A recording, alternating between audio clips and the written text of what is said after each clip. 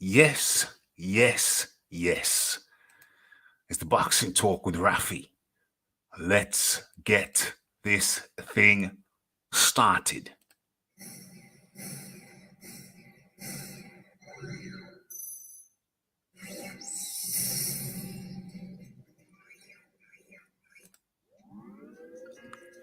Yes, yes, yes.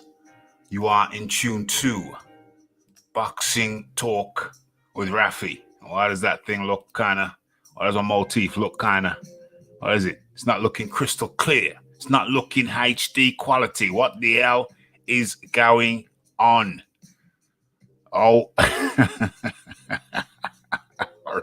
wait. OMG.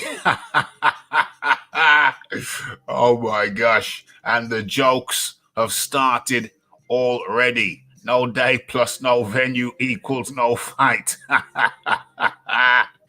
You madman. You are madman. Oh my gosh. OMG. The jokes continue. It's madness, Lisa. It's madness. Madness, I tell you. Oh gosh. Okay. So, where are we? You are in tune to Boxing Talk with Rafi. Which episode are we on? I think this is 256. Is that on my little scroller down there? Is that on my little scroller? Why is the big gap? What's going on? What's going on?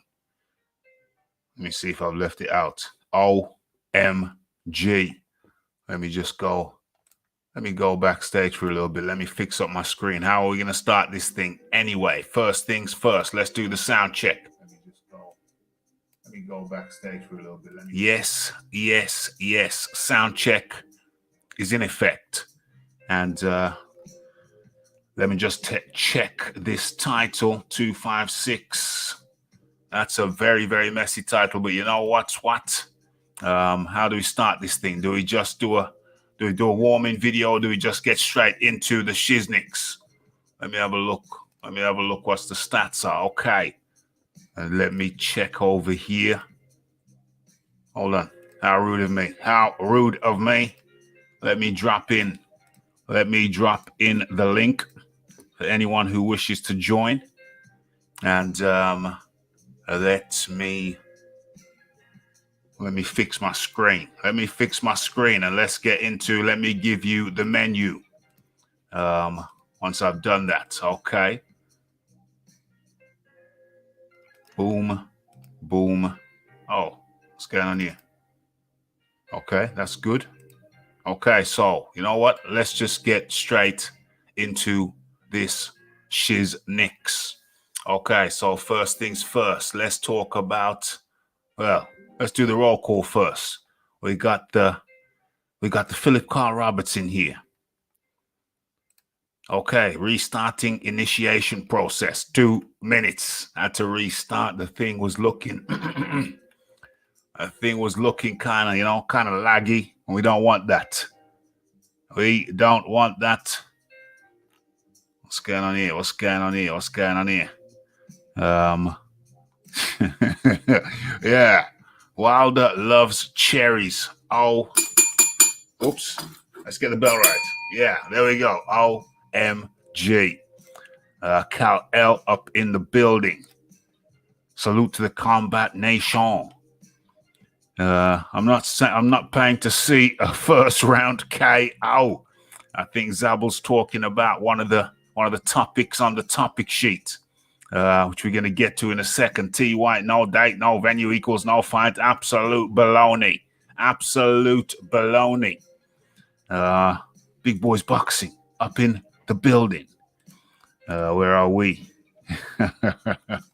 The Lisa Bayliss. Okay, so I think we've done it. I think we've got through the people now. Let's get, where do we start? Well, let me tell you the menu on the show tonight. First of all, it's good to be speaking to you guys. Haven't spoken in a couple of days. I was actually looking forward to, I'm looking forward to this show. It's been 2 days. It's been a long time. I shouldn't have left you. with that hot podcast to step to. Okay, so rectifying that tonight, and yeah, on the menu is Wilder versus Carlos Negron. Carlos Negron, where is he? I know I pulled him up earlier on. Is he still there? Yes, yes, yes. Let's do this nice and neatly, nice and sweetly. Let's pull up Carlos Negron. I know a lot of people are saying, Carlos who? Carlos Negron. And there he is. Okay, as a matter of fact, rat-tat-tat-tat, you know, this is exactly where we started. This is exactly where we are starting. It's the obvious one. It's what people want to talk about. It's quite clear. It's obvious. So let's do it. Damn it. Let's do it. Damn it. Carlos Negron. Let's have a look at who this cat is. As I hear everybody say, who the hell is Carlos? Okay, let's adjust the screen. Let me see if I can get rid of them ads. No, the ads just get bigger. Look at that. Look at that. You adjust the screen. Oh, hold on a second, though. Hold on. Maybe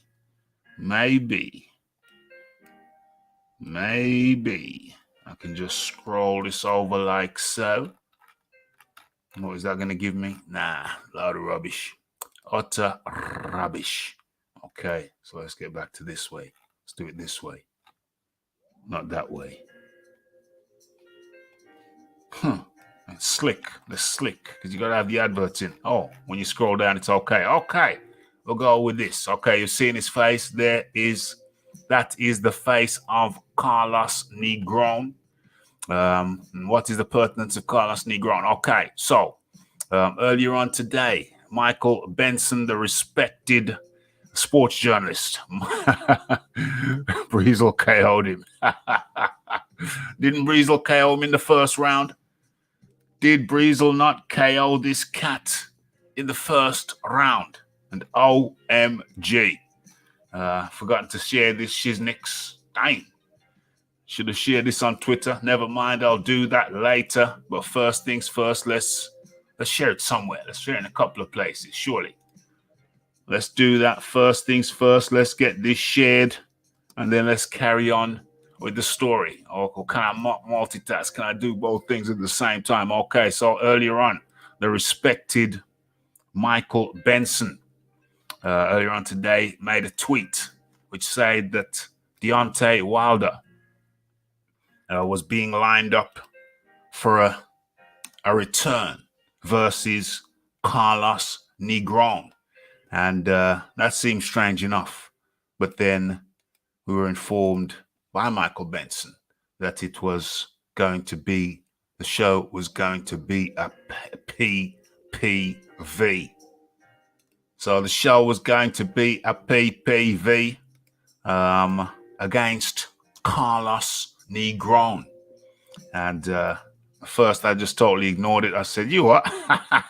I just totally ignored it. And then, you know, I got couple of people hit me up saying, Raf, you're going to talk about this shiznix? And I said, what's there to talk about? It's complete and utter nonsense. Surely, can't you see that? And I said, well, hey, it's been widely spoken about around the boxing universe. And I said, well, damn. Looks like we're going to have to raise it then. I thought it was a joke. But, you know, it's definitely something that people have been talking about. Yeah, something.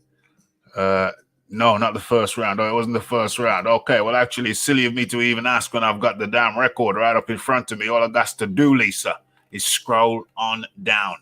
Where is he? Where's Dominic Breezel? There he is. Oh, it was a 9th round KO. Okay, so Dominic Breezel beat Carlos Negron over nine rounds. Where is he? I just saw him a second ago. Where is he?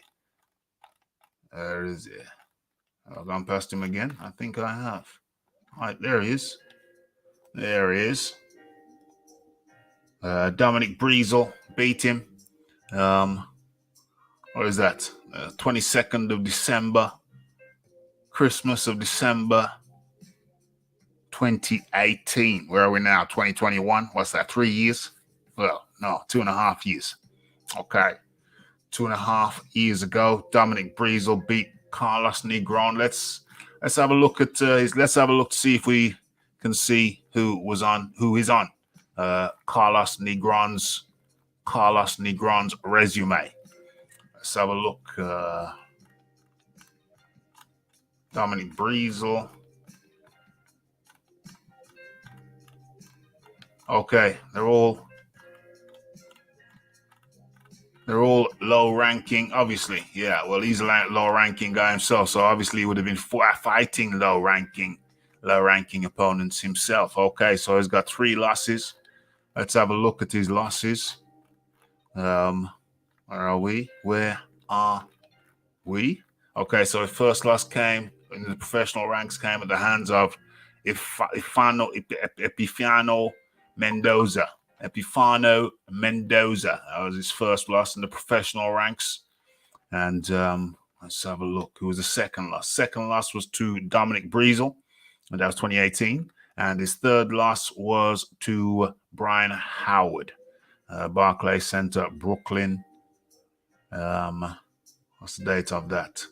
What's the date on that? Yeah, that's the 3rd of August, 2019. Yeah, just shy of 2 years. Okay.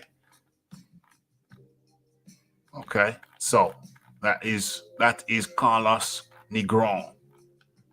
Let's get his name up in there as I go back into the main screen and we talk about this.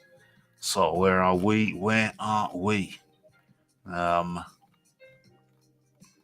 Okay, let's have a look. Let's have a look and see what people are saying. Yep, Breezel did KO him indeed. Breezel KO'd him in 9 rounds. Khalil says Wilder needs to call it a day, perhaps. So I don't know. Some people say he's already called it a day. There's a lot of speculation. I've said he's called it a day. I've speculated before he came back late last year, before he came out, with his list of reasons. Some say excuses. I thought he called it a wrap. I thought it was a wrap. I thought it was over. I thought he was done-ski. But apparently not. It's up in the air. Who the hell knows? Puerto Rico's finest. Cal L is not amused. Where is this now? No, it was the 10th or something. Yeah, it was the 9th. Yeah. White Fort Bums on PPV 2. He's not even one European. Oh my gosh. The deflection is real. The deflection is real. Very, very real.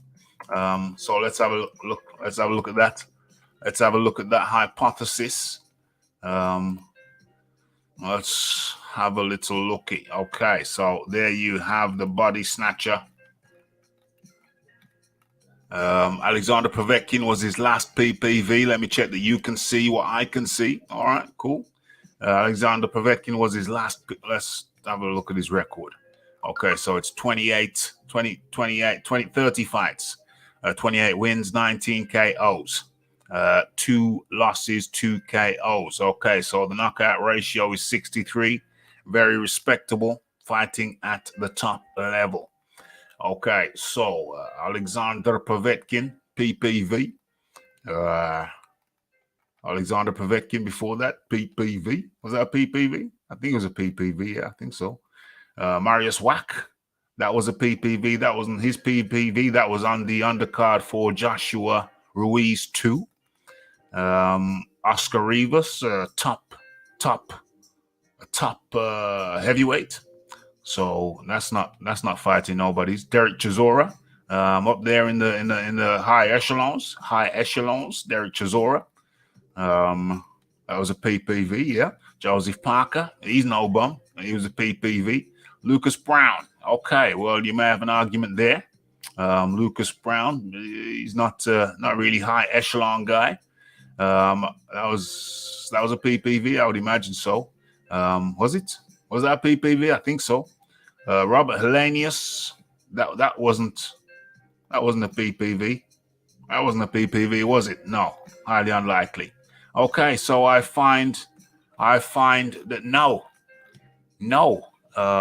What's your name again? Where is that fella? There he is. No, Jakov Gospic. I find that White hasn't really fought bums on PPV. I don't see any bums on there. I don't see any bums on the PPV other than, what's his name? What's that fella's name? Lucas Brown? Maybe, but that was 6 rounds. I mean, Lucas Brown, is he a bum? I don't know. You tell me. But no, I don't think so. I think those are primarily respectable names. Okay, so what we're looking at now,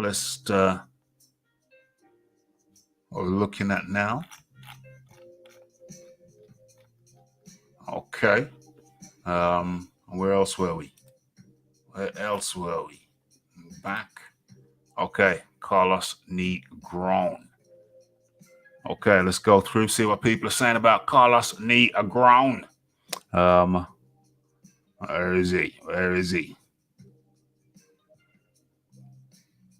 Somebody by the name of Harrison KO'd him in the first round. Oh, somebody KO'd him in the first round. He did get KO'd in the first round, did he? Let's have a look.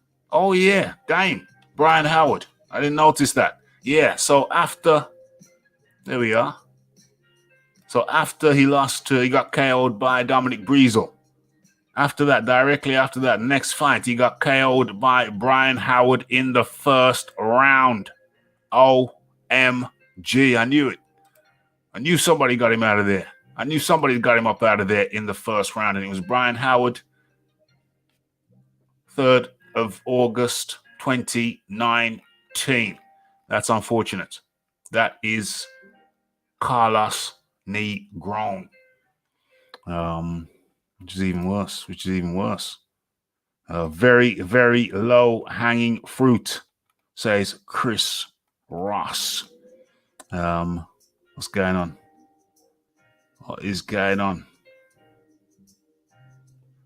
This is a good sign. Wilder hasn't taken too big a step back after losing to Fury. Too big a step back?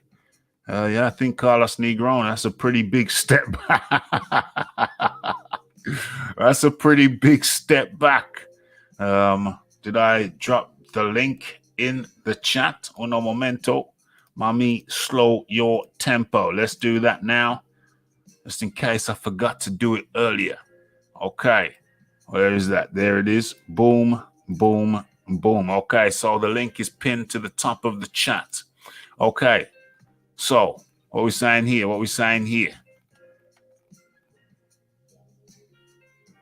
Wilder needs to secure a Triller contract and leave the pro game. OMG, I don't know.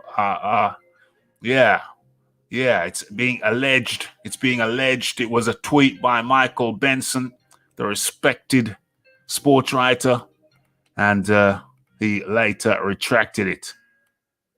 Yeah, that's Brian Howard. Yes, indeed, Brian Howard. So what we're saying here? He'll be having 4 losses soon. OMG. OMG. Phil Walker up in the building. You reckon this is a warm-up for White? Is this a warm-up for White? Well, okay. I mean, what the hell is it? That's a good question. What the hell is it? Well, clearly it indicates, and what does it indicate to us? Well, clearly it indicates and it shows that Deontay Wilder, if it's true, because remember this tweet got retracted by Michael Benson. So if it turns out to be true, what it shows, it indicates that one, Deontay Wilder is not retired. For anybody who thinks he is, well, he appears not. And 2, they want to bring him back very gently, very gingerly. They want to bring Deontay Wilder back gently and gingerly. Remember, hold on a second. Let me take a sip of my drink.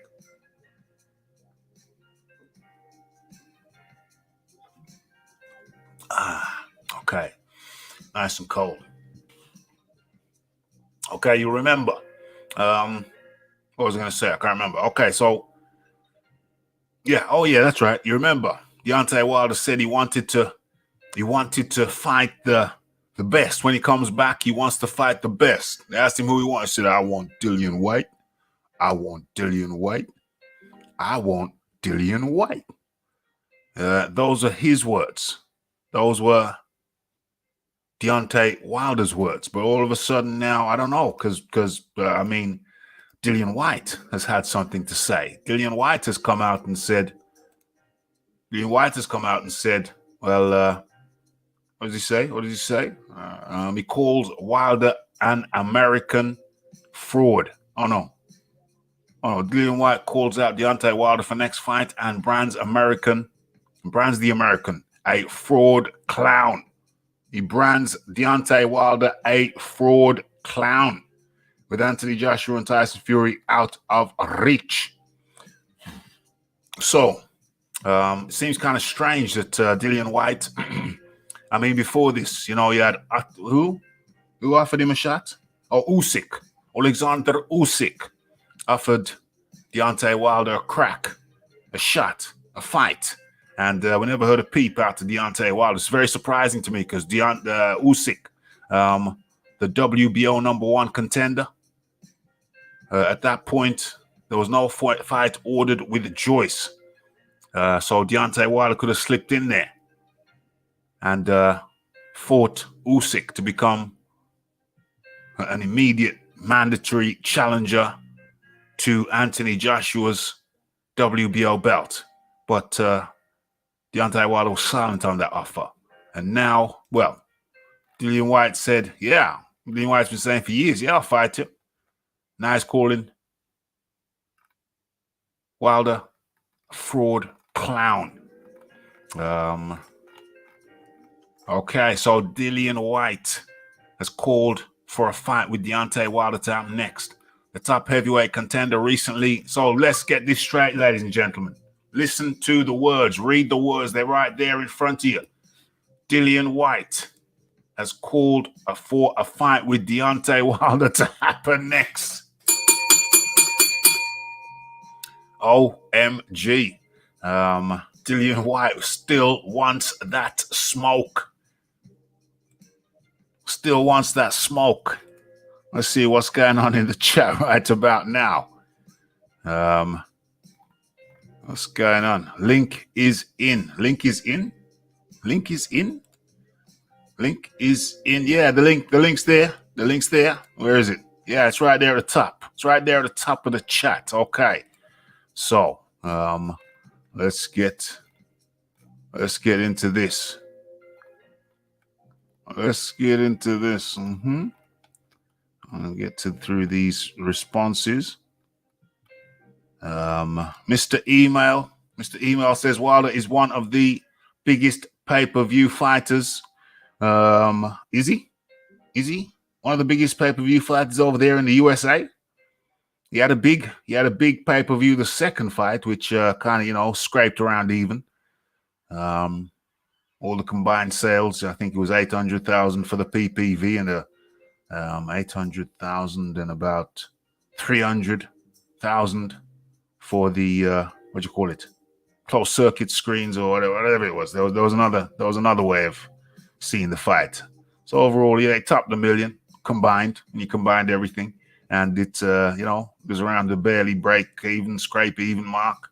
But that was just one fight. That was one fight against Deontay Wilder. So I don't know if that qualifies him as is one of the biggest pay-per-view fighters. I don't know. One pay-per-view qualifies you for that? I really don't know. Lucas Brown is a bum who minds doors at Fabric. What is that, nightclub? Yeah, smash that like button, folks. Smash that like button, folks. What's going on? Who's fighting a Jagba? Okay. Mr. Email says Carlos Negron isn't PPV, but when he fights a proven PPV fighter, this makes it a PPV. Oh, that makes it a PPV, but he's a low-ranking fighter. He's a low-ranking fighter, Carlos Negron. You know, is he gonna ignore? Is he going to ignore the opportunity of fighting Dillian White, the WBC interim champion? Is that what you're trying to tell me? Is that what you're trying to tell me? And in comes the man like the H-Mo Knight. What's good, Rafi? How you doing, sir? I'm good, man. It's Monday over here. You know, it's Monday over here. It's good. The sun was out, but it was kind of chilly. And yeah, and we over here with the start of the week, starting the week right. Boxing Talk with Rafi 256.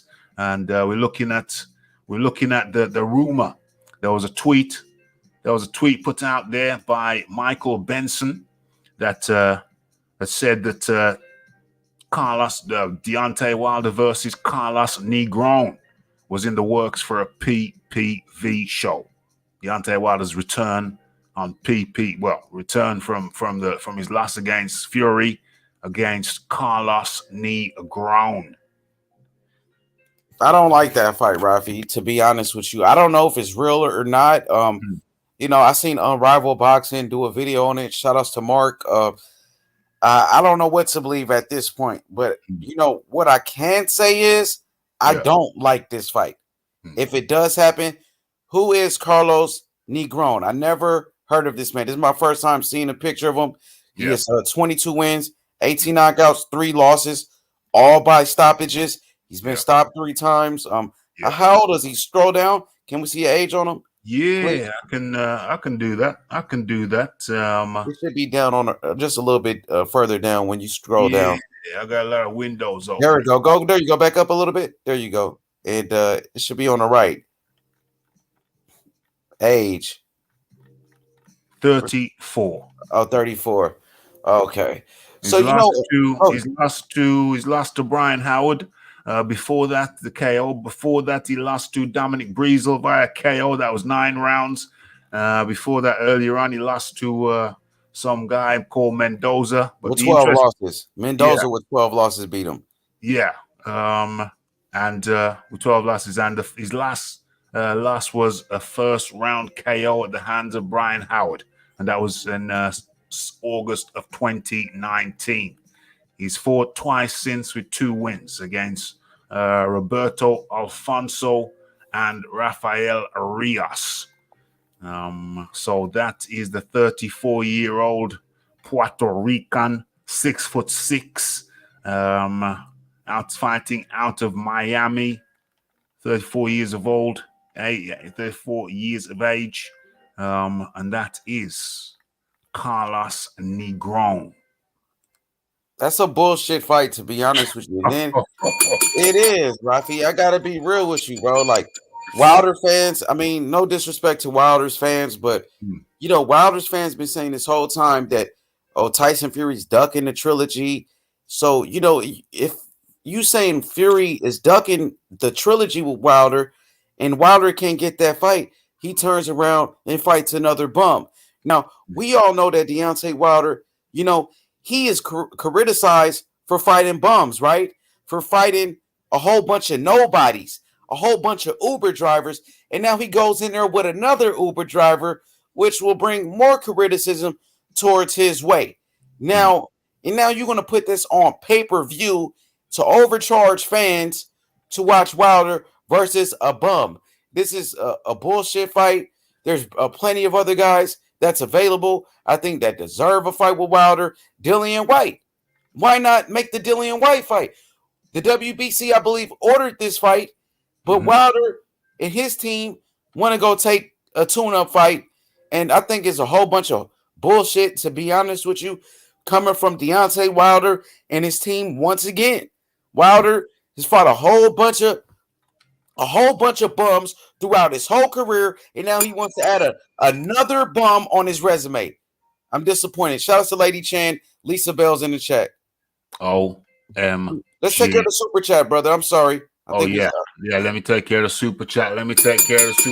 Coming from Big Texas, aka Phil Walker, who writes, support the channel. 2 shows per week takes a lot of time and effort behind the scenes. That is very true. Much appreciation goes out to the Phil Walker, who becomes the first sponsor of the show. That's right, everybody who super chats becomes a sponsor of the show, because that's really what it is. You're sponsoring the show. You're paying for the what do you call it?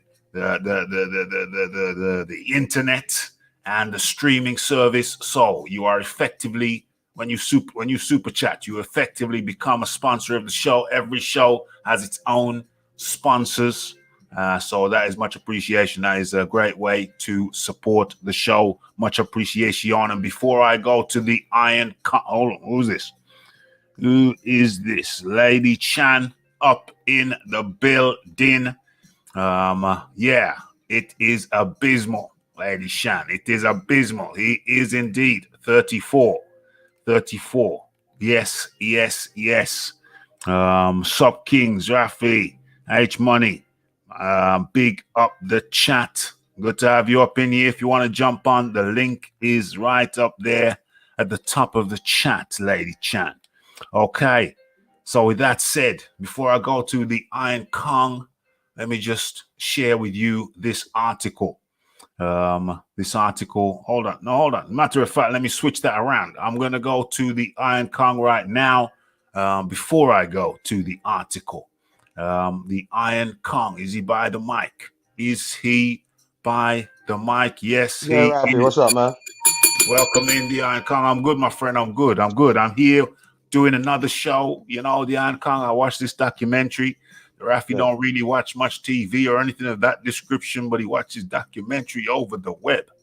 And, you know, Monday. Yeah, Monday today. It was Sunday night. I was chilled.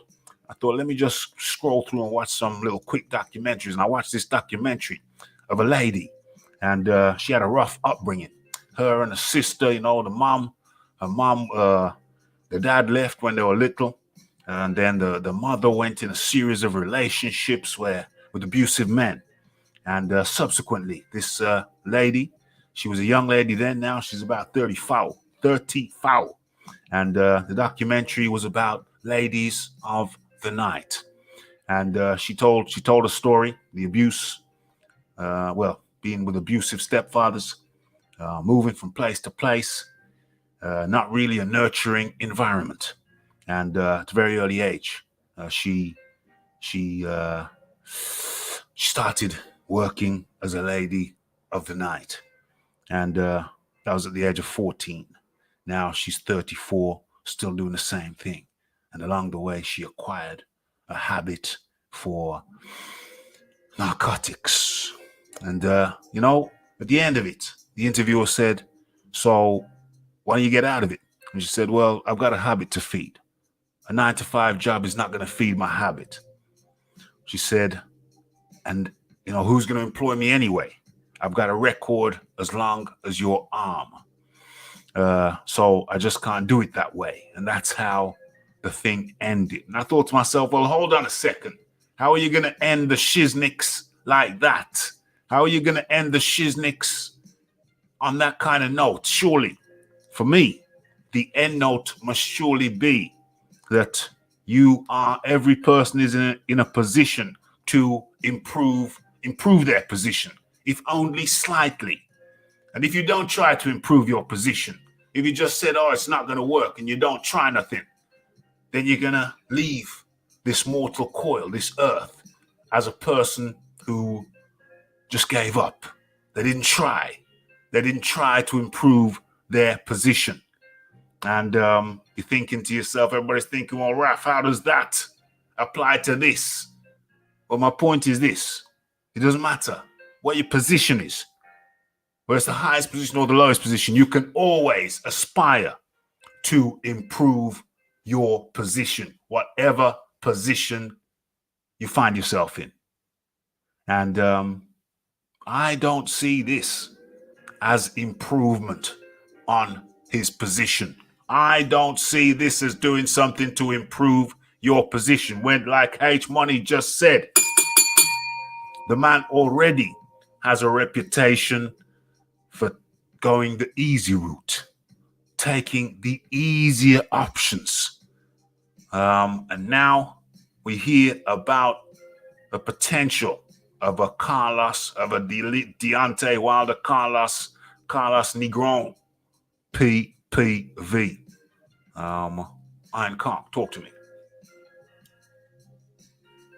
Yeah, Rafi, sorry about that. Yeah, I don't believe this fight gonna happen.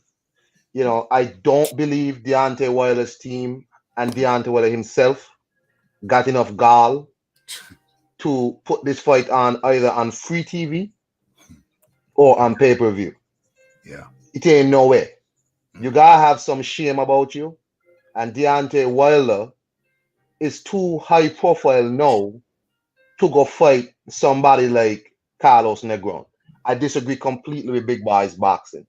That dude ain't fought nobody. He's best known for getting knocked out by Dominic Brazil. Yeah. I don't want to hear none of that. You understand? Maybe he was something in the amateurs, but he ain't nobody in the professional ranks.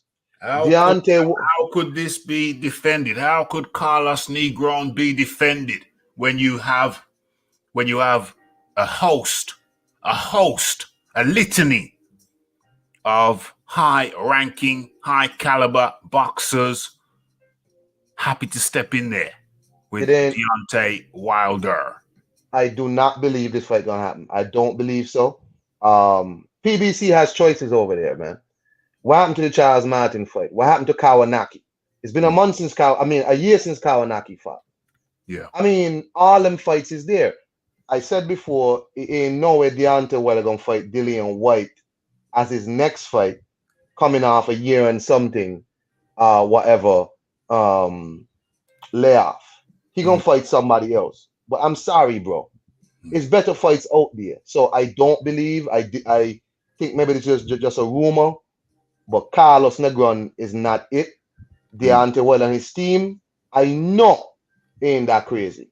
Because as H Money said, the man don't have a reputation already, bro. Yeah. The man don't have a reputation already. He does indeed. You can't now try run back and fight this low level fighter. I'm sorry. I saw somebody posting in the chat and saying Carlos Negron is not a pay-per-view fighter, but if he fights Wilder, who is Wilder ain't a proven pay-per-view fighter, man. Wilder ain't a proven pay-per-view. What y'all talking about? When Wilder tried to do a pay-per-view by himself with Luis Ortiz too, up till now we don't know how much pay-per-views that did. Up till now, they never said. Yeah. So yeah, they won't say.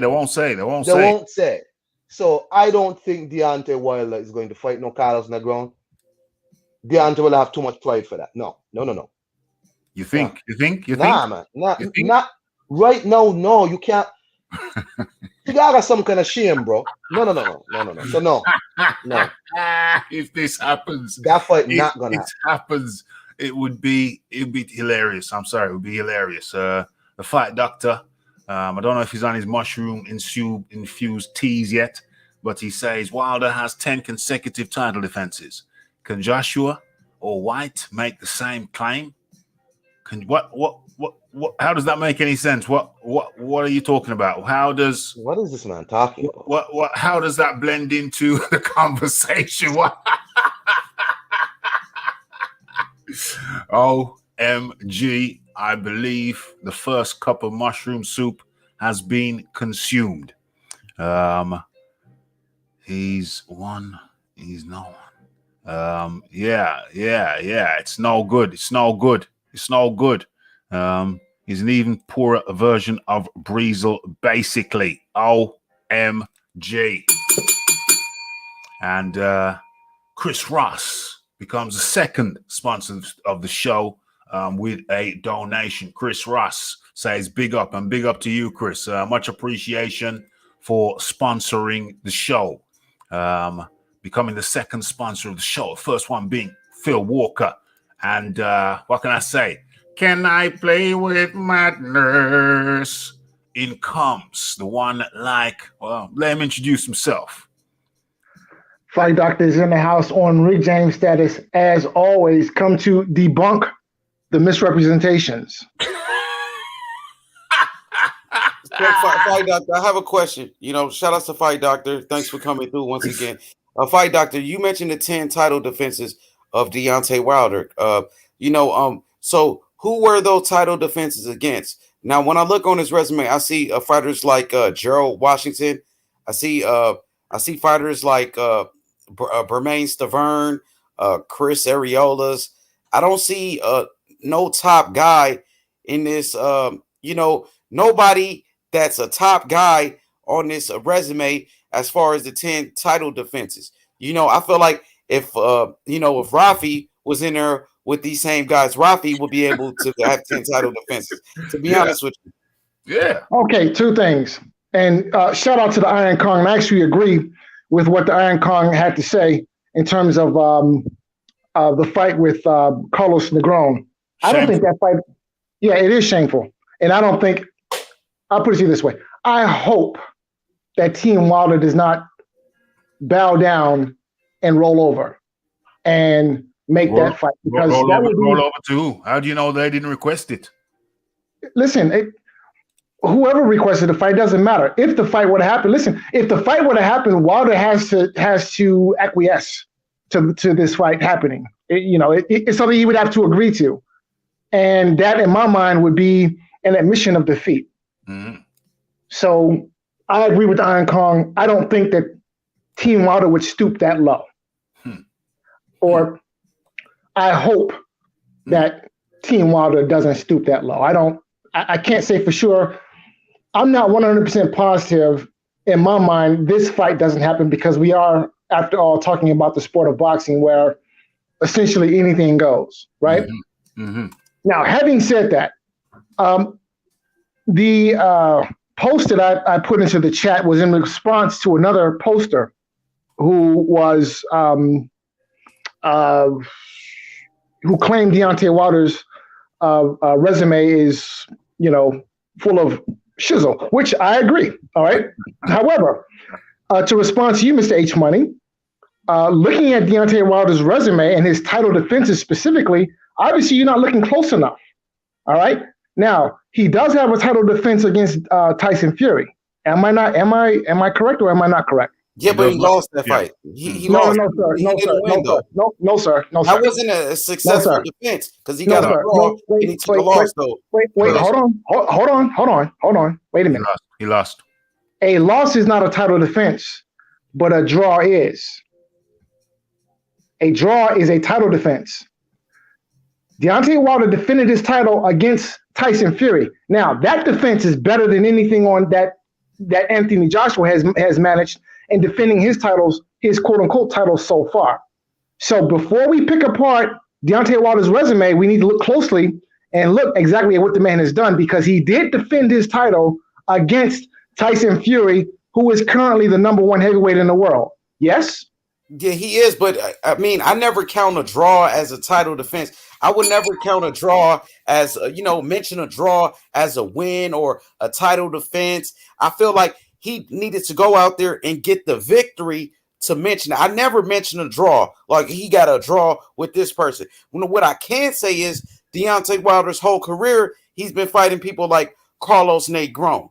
His whole career, his whole entire career, it's been against guys like that, bro. You know what I mean? So, to be honest with you, Fight Doctor, I respect Wilder. I know Wilder personally. He knows me. But when you look at his resume, it's pretty much garbage. Those 10 title defenses, the guys that he beat on that list, it was a whole bunch of bums, bro. Like a whole bunch of Yildirims. Just like Canelo fought Yildirim and everybody had an uproar because that was his mandatory. Wilder fought 10 Yildirims. That's what he did, bro. So let's deal with the facts. Yes. Now, in terms of let me just go right there. Eric Molina. Let me just do a quick count. Let me just do a quick count. So Bermain Stavern, that's when he won. He won the title from Bermain Stavern, who fought for it was a vacant title, and yeah. So that's Bermain Stavern. So Stavern was not a bum. Stavern was actually a good fighter. So I don't count that. I don't count that among his. He's a bum. He's a true. All right, bum, then I'll bro. tell you what. Let's pose the question to the Iron Kong. All right, because Iron Kong. Listen, I value Iron Kong's opinion, and he calls it right down the middle. So Iron Kong, do you consider the Bermain Stavern that Wilder fought in the first fight? Do you consider that fighter a bum? I don't the first Berman Stavern. No, I don't consider him a bum completely. No, I don't. I mean, he was a solid guy for the time. He was top 10. Right. He was top 10. Yeah, I mean, I don't consider him a bum like that. I mean, for Berman Stavern 1, yeah, that's all right. Okay, one more point. I heard a fight doctor say Anthony Joshua, none of his title defenses was against somebody good like Fury, even though Wilder had a draw in that fight, and most people thought Wilder lost the first fight. Remember, Anthony Joshua defended his title against Vladimir Klitschko, who's better than anybody on the resume of a Deontay Wilder. Oh, wait. What did you say? What did you say? I said that Anthony Joshua defending his IBF title against Vladimir Klitschko. Facts are fit. Okay. Now you do realize, of course, that the same Vladimir Klitschko, whom Joshua defended his quote-unquote title against, lost to Tyson Fury in his previous fight. You do realize that, of course, right? Stop right there. We're not gonna get into some kind of circular nonsense. No, but see, wait a minute. Hold on a second. The man made the claim, so I'm just asking. Hold on. We have a show to get through. Now, everybody's gonna get a chance to talk, but we have to keep the damn thing moving. We can't be. I know exactly what you're gonna say. You're gonna say, "Oh, but Vladimir Klitschko lost. He's coming off a loss," and then we're not gonna go down a rabbit hole back and forth with me saying, "Yeah, a loss doesn't mean anything." Anthony Joshua had lost his previous fight when he fought Andreas the Punch Ruiz the second time. So what? You have a loss. You either sink or swim. You come back or you don't come back. So just because you're coming off a loss, I mean, really, is that everything? The unified champion was coming off a loss not long ago, a year ago, 12 months ago, and now he's going into an undisputed fight. So we're not going to go down. Hold on. We're not going to go down those silly rabbit holes. We're going to get through the story. We're going to get through the story, and people can say what they want to say, but we're not going to pause the story for any kind of nonsense shizzle, really and truly. No disrespect to anybody, but we're going to keep this thing moving. Phil Walker's joined. Got to get back to Iron Kong, but first things first, let's get through the second part of the story, the third part of the story. It's about Dillian Whyte offering his services to Deontay Wilder. But first things first, let's just count this. Bermain Stavern, that's how he won the title. That's 1. 2, Eric Molina. 3, Johan Duapas. 4, Arthur Spilker. Hold on. 5, Chris Ariola. 6, Gerald Washington. 7, Bermain Stavern again. Oh my God. 8, Luis Ortiz. 9, Tyson Fury the first time. 10 is Dominic Breezel. What? 10, 11. How many defenses do you have? 12. What's going on? 12. Well done. So take away 1. The loss. Take away the loss. That's 11. Well, he defended 12. Hold on. He won it once and defended 11 times. Is that right? So unsuccessful. Yeah, he fought Ortiz twice. He fought Ortiz twice. Oh yeah. Oh, but that still comes up at 11 defenses though. Everybody says 10 defenses. Am I missing something? Am I wrong? He lost it to Tyson Fury. Hold on, let me do this again. But he won it, so that's not a defense. Okay, fine. So he won it there. All right. First defense: 1, 2, 3, 4, 5, 6, 7, 8, 9. Dominic Breezel. 10. Okay, 10 successful defenses. Okay, fine. That's right. There was 10 successful defenses. Then he lost to Tyson Fury. Okay, fair enough. So I just wanted to clear that up. And now I want to get into the Dillian Whyte offer. Okay, so it's the same topic. Dillian Whyte calls out Deontay Wilder, calls him a fraud clown. Okay, so Dillian Whyte has called for a fight with Deontay Wilder to happen next. Remember, why are we talking about this? Because Dillian Whyte's coming back. He's come back off a loss. He's avenged his loss, and Deontay Wilder is looking for a dance partner. So that's the reason this is relevant. Okay, top heavyweight contender recently reignited. Well, we know what he did. He wants a title shot, but champions Anthony Joshua and Tyson Fury appear to be out of reach. They've signed contracts to meet. Okay, so White called, therefore, a thrilling clash with former champion Wilder is the next best option. White called him out on Instagram this weekend saying, I want to punish Deontay Wilder. I want to punish that guy.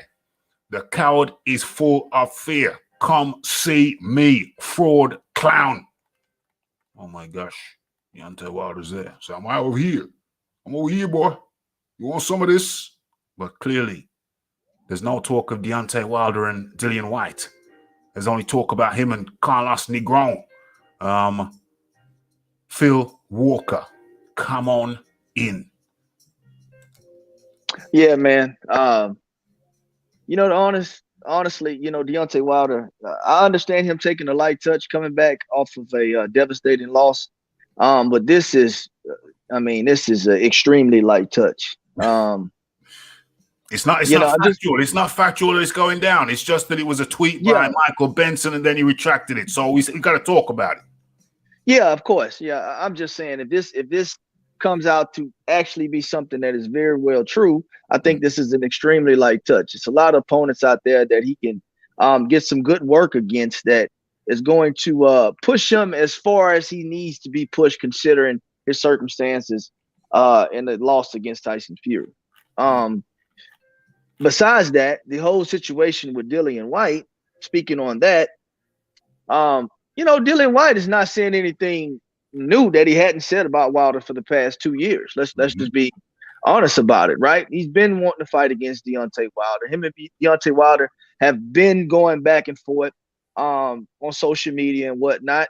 I think the time right now for those two particular guys to fight is more right than ever, considering the heavyweight, the belts are locked up between Tyson Fury and Anthony Joshua. These guys would really be fighting right now just for their legacy's sake, right? Let's be real about it, and Deontay Wilder, it would do him some justice if he could get in and defeat a fighter like Dillian White. That would greatly help his situation, his current situation at least, right? Yeah. If he can get a win against a credible guy like Dillian White, especially if he does it in outstanding fashion, like he typically wins his fights with knockouts, right? So, at the end of the day, this is a great opportunity for both of these guys. Of course, for Dillian, because this is a fight that he's been wanting, and of course for Deontay Wilder, because right now, things are not looking too great for him in regards to what he's going to do next for his career. So, with that being said, I would love to see this fight next.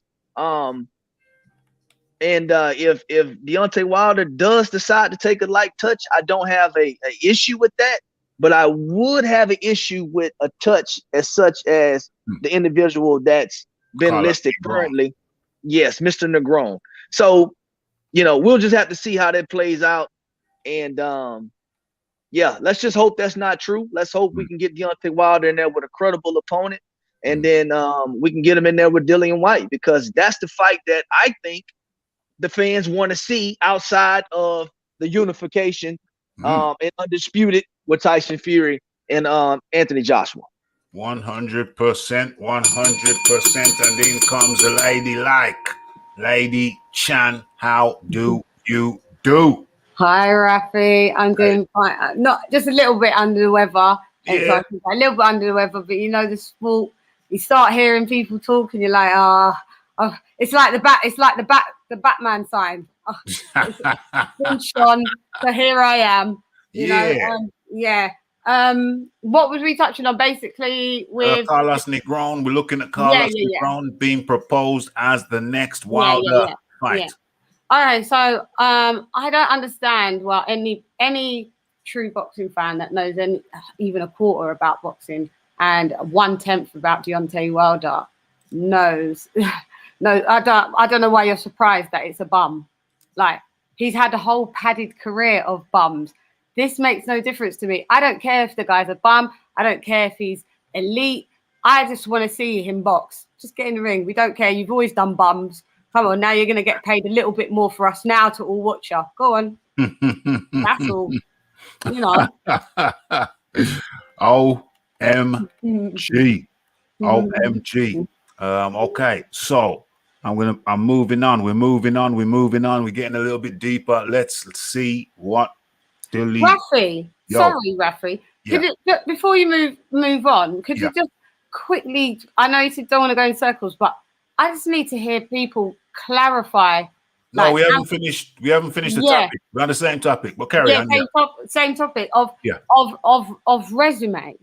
Like, of like, I'm fed up of like the pro Wilder, the Wildettes that like they come in and then they say Anthony Joshua beat Klitschko, but Tyson Fury beat him before. Oh, when Anthony Joshua beat him, Klitschko was older. He's always going to be older than Anthony Joshua. What do you want him to do? Meet Marty McFly and go back? Time machine? What do you want to do? Time machine? Marty McFly? Yeah, this is what I'm saying. He still beat him like 12 rounds. It went with Fury. Good, it's a great win. It was 12 rounds.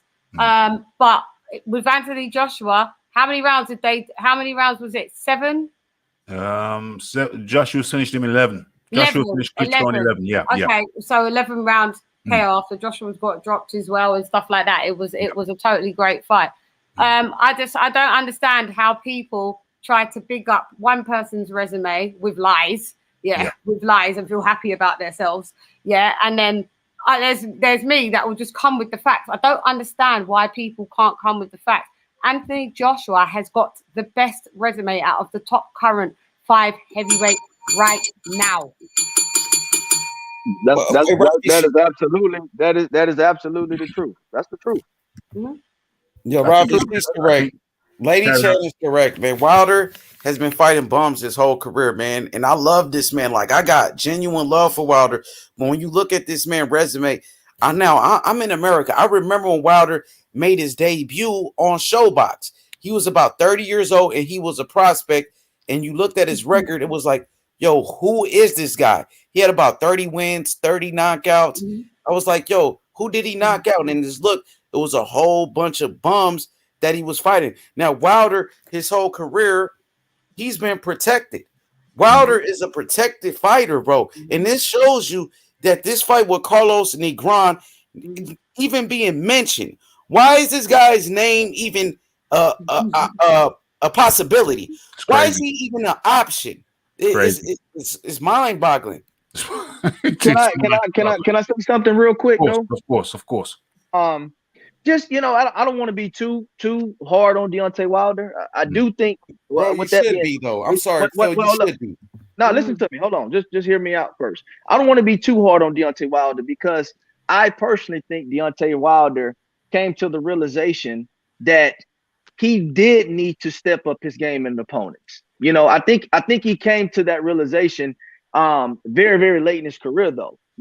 I think when he was supposed to get the Povetkin fight, okay, when that didn't fall through, I think he realized, okay, I need to start fighting credible guys. He tried to get the Povetkin fight, okay. Then after that, he got the Luis Ortiz fight, Twice. Twice, as well as the Tyson Fury fight. Twice. And I do think when he fought against Bermane Stiverne, I do think he's not my favorite heavyweight champion, right? But Bermane Stiverne was a champion, and Deontay Wilder did go in there and beat him, and that's probably the best Bermane Stiverne that I've ever seen prior to him fighting Deontay Wilder, and especially after he fought Deontay Wilder the second time. That was just ridiculous. Bro. Let me just interject real quick, Phil, because let me just make one point, Phil, because Wilder, bro, Bermane Stiverne was a nobody, bro. He was a vacant. No, wait. Bermane, let me say, he was a vacant champion, bro. He was a vacant champion, though, bro. That's all I said.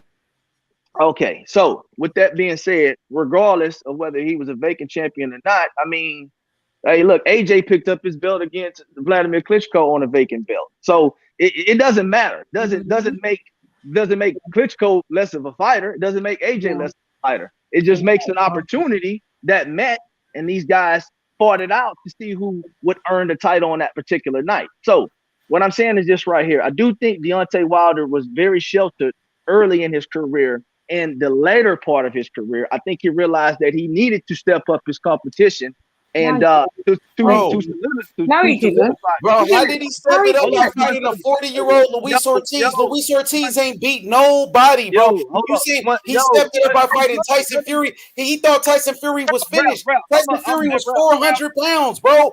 He was 400 pounds. He was retired for 3 years, and Wilder tried to cherry pick Fury and got beat. Okay, I'll tell you what we do. We're talking about resumes. Hold on. We're talking about resumes. So we're gonna get 45 seconds. Phil, you start first. You're gonna have 45 seconds to talk on resume, and then we progress. Okay, Phil, you are first. 3, 2, 1, go. Okay, like I was saying, I do think Deontay Wilder was sheltered early in his career, but on the later part of his career, I think he realized that he needed to pick up some big names to solidify himself as one of the top heavyweights.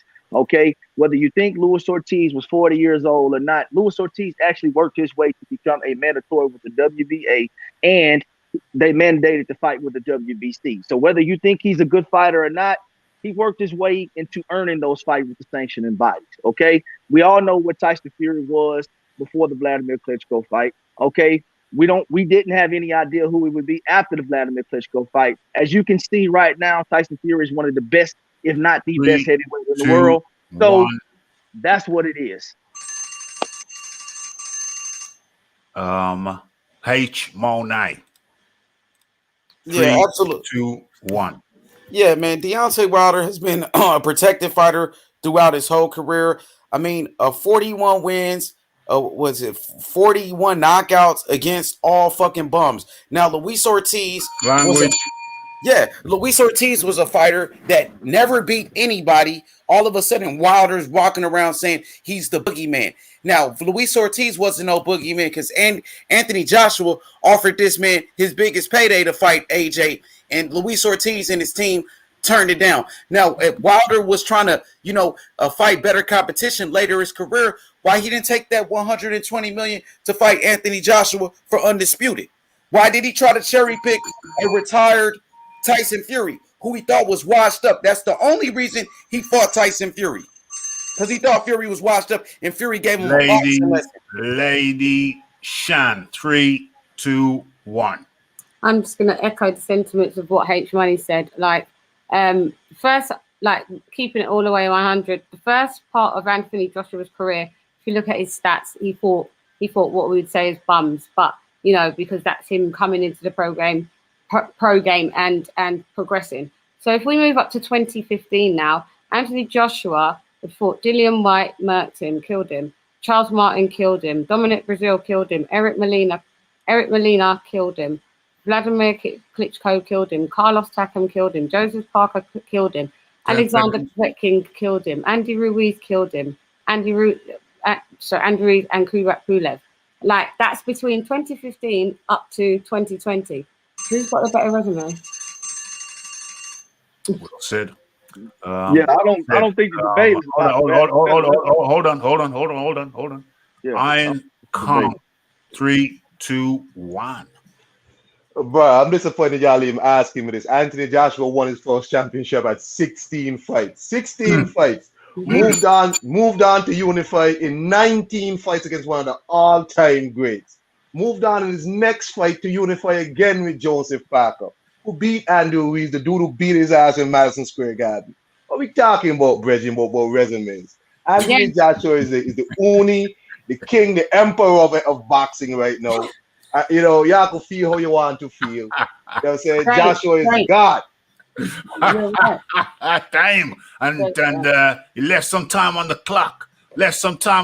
Phil Walker, I know you want to come in. Yeah, look, man, this is my deal right here. We're not discussing whether Anthony Joshua's resume is better than Deontay Wilder's or not. That's not the topic at hand. It's not up for discussion, really. Exactly. That's not up for discussion. Where the hell's Dr. White? Where the hell's T. White? I forgot all about him. We're so quiet. Sorry, Phil. Finish off what you're saying. Oh yeah, no, that's just not the question at hand for me personally. My thing is this right here. I do think Deontay Wilder. My only thing is I do think Deontay Wilder tried to get some credible names on his resume. You got to admit that Povetkin would have been a credible name. I'm going to tell you. You have to admit that Povetkin would have been a credible name. You have to admit that Luis Ortiz, whether you think he's a good fighter or not, the sanctioning bodies felt as though he was a credible name. And at the end of the day, Tyson Fury is absolutely a credible name. Okay, yeah. But I have to. Where are you? Yeah, I have to ask you on that one though, Phil. It's in Deontay Wilder's hands. He could have. All right, listen. Peeps this. I remember an interview. Burt Reynolds, R.I.P. I remember an interview back in the day. Burt Reynolds was talking about his career, how his career flopped. It dipped. It flopped. He was riding high. He was on top of the game. He was the mother man. And then his career flopped like a bird in the sky, dropping down. Bird caught the heart attack. Yeah. So, and then he said he spoke to what's his name? Clint Eastwood. And he said to Clint Eastwood, he said, well, what was your secret? How did you keep your career going on along for all these years, decades? How'd you do that? And then Clint Eastwood said, well, I do a film for them and I do one for me. One for commercial benefit and the second one for personal benefit, creative benefit. Because, you know, at the end of the year, at the end of your career, you're going to look back and you're going to say, well, was this respectable or not? If you only did little cheap fights, you know, where you're going to certain you were going to win, that's one thing. But what about the names? What about the names that build a resume? What about the names that build a legacy? What about those names? And unfortunately for Deontay Wilder, those names are largely absent. Only in latter days did he step up. And even when he stepped up, you could say, well, that was a cherry pick gone wrong. He was anyway. We've done this 100 times before, and I'm just gonna leave it with you guys. You guys all had your say, and no, one of us did not have our say. Yeah, sorry, I'm coming to you. Big up the Cliff Bailey, who becomes the third sponsor of the show, joining. Who just did it? It's hidden. Right, I'll go into the list later. I've got a list. I'll go into the back door. It'll show me who donated previously. So Cliff Bailey. It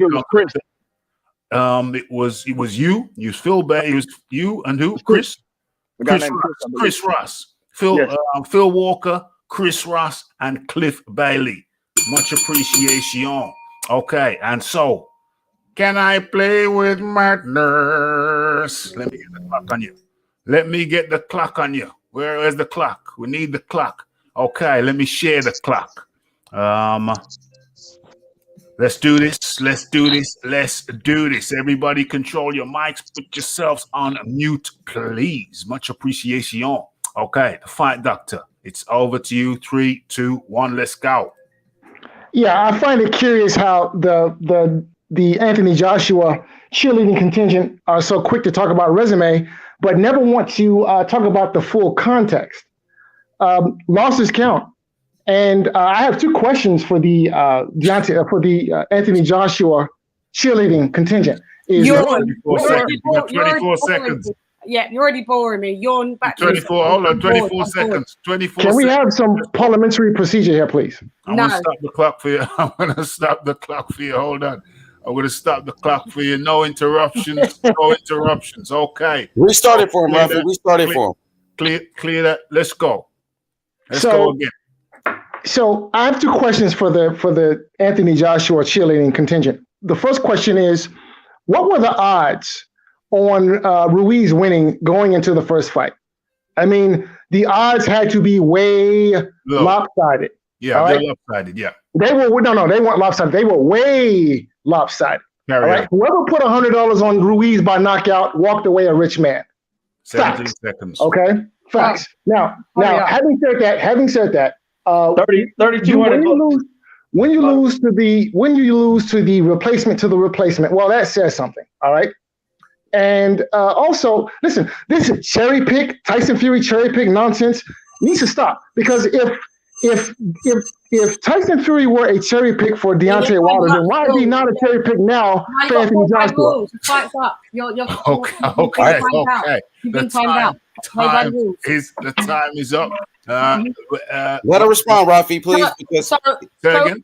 let her respond. Let Lady Chan respond, please. Okay, hold on a second. Hold on a second. Please hold on a second. Let me just readjust the time now because we wind it down. We come down to 35 seconds.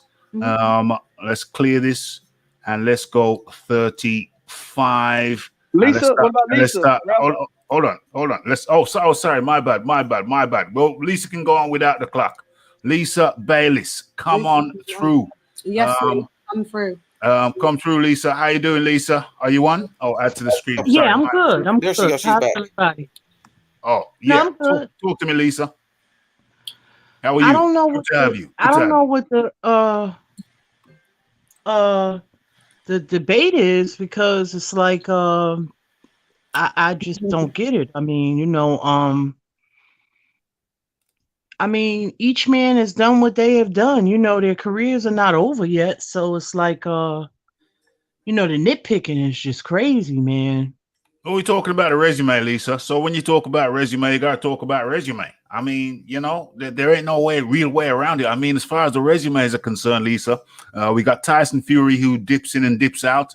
He's got a piss poor resume, pardon my language. You got Deontay Wilder who's fought the majority of bums throughout his 10 defenses. You got to give him Tyson Fury, even though Tyson Fury was largely inactive for the preceding years.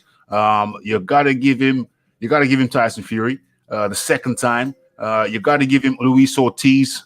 You got to give him Luis Ortiz at least, at the very least, the first time. And then what you got? You got maybe Dominic Breezel. I mean, maybe what's his name? Stavern the first time. You give him Stavern the first time. You give him Luis Ortiz the first time, and then you give him Tyson Fury the second time. That's what I give him. What I think that's. Me personally, I think Joshua, out of the ones that's been the champs, I think he has a better resume as far as the top 10 guys. He has more depth in his resume. However, Fury has the better 2 wins because he took the belts from the champ. So the longer standing champ. So it's like I'm not gonna sit here and like it becomes like we won't know until these guys get in the ring, All right, Lisa. So let me ask you this. Lisa, hold on. People keep diminishing AJ's accomplishments. His accomplishments, and that's not good. Yeah. Man. That's really not good because he's done very well for himself. That's true. That's 100% true. To keep on diminishing. Hold on. Oh, everybody, hold on. Give the man his credit, man. Yeah. So, Lisa, let me ask you the question then. Let me ask you the question like I've asked everybody else. What do you reckon to this? What do you feel about this Carlos Negron, alleged PPV with Carlos Negron? How do you feel? I mean, I don't even know. Listen, if it's not official, I don't even talk about stuff. A lot of the times, this stuff is just rumors. Media is not what it used to be, okay? People are going by tweets that's deleted. There's nothing like, it's not concrete. Let me say this. Please, I need to interrupt you just for a second. Though. I think it's pertinent. Because it speaks to a mindset. If this is serious, that Deontay Wilder is considering a Carlos Negron PPV, I think that is indicative of a mindset. When you have somebody like where is he? When you have somebody like a Dillian White who's saying, "Come on down, let's do this." You have people like Usyk who said, "Yo, you can fight me. You can fight me for the WBO number 1 position, mandatory position." When you have a repeated examples of a lack of ambition, that's what I'm saying. When you have repeated examples of a lack of ambition, it has to be spoken on. And I think this, if this true is true, it is indicative of that. So we have to discuss it. And if it is true, then it will be proved to be true. And if it is not true, then it will be established not to be true. But it has to be discussed, I feel, Lisa Bellis.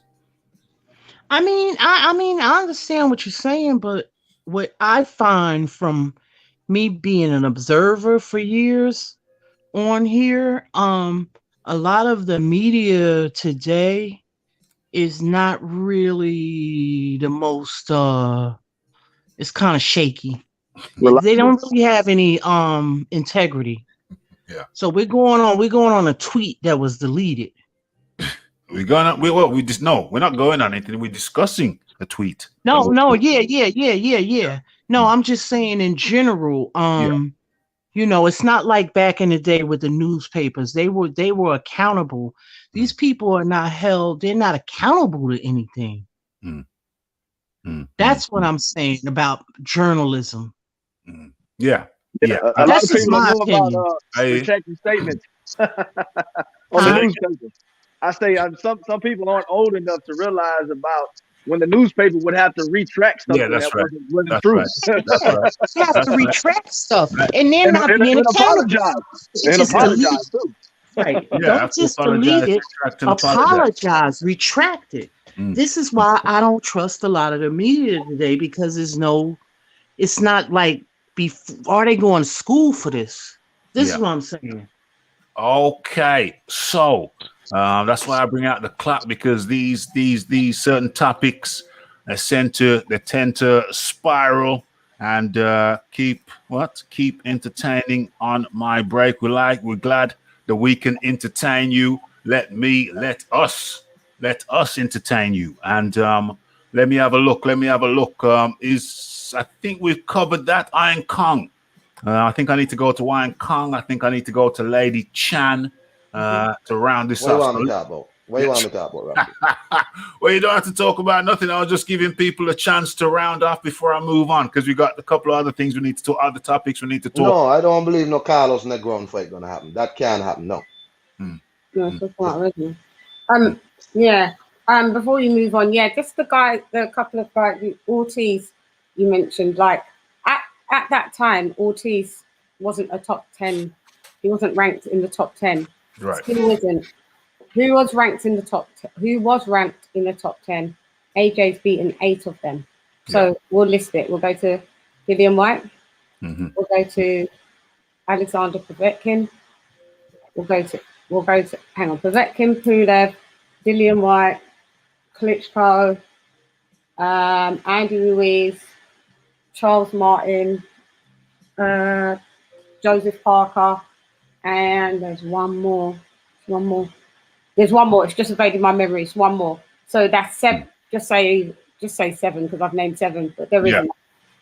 How many of those has Deontay Wilder fought in his career? Top 10, ranked top 10, current top 10 at the time.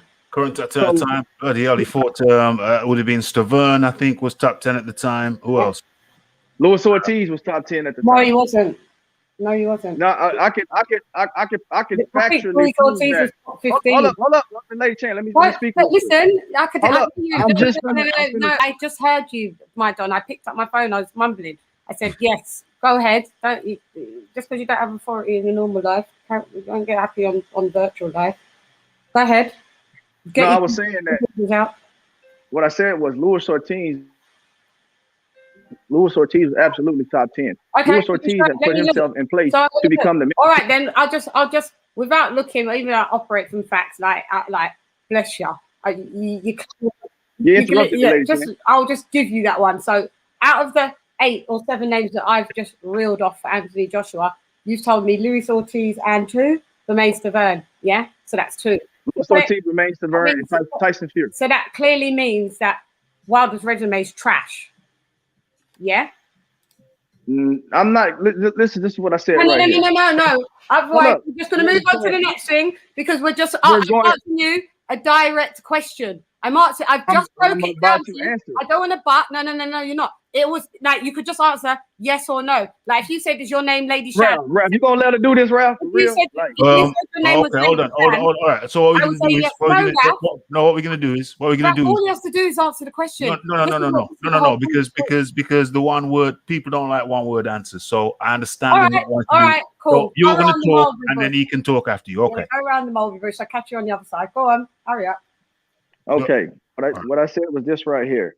As Ralph mentioned earlier, Ralphie gave Deontay Wilder, I want to say, 4 opponents, okay, that he felt as though was credible on Deontay Wilder's resume. I second that with Ralphie on those 4 opponents. Three. You said Stavern, Ortiz, first Stavern, the first Ortiz, and the second Fury. Okay, and you said Dominic Bristle too.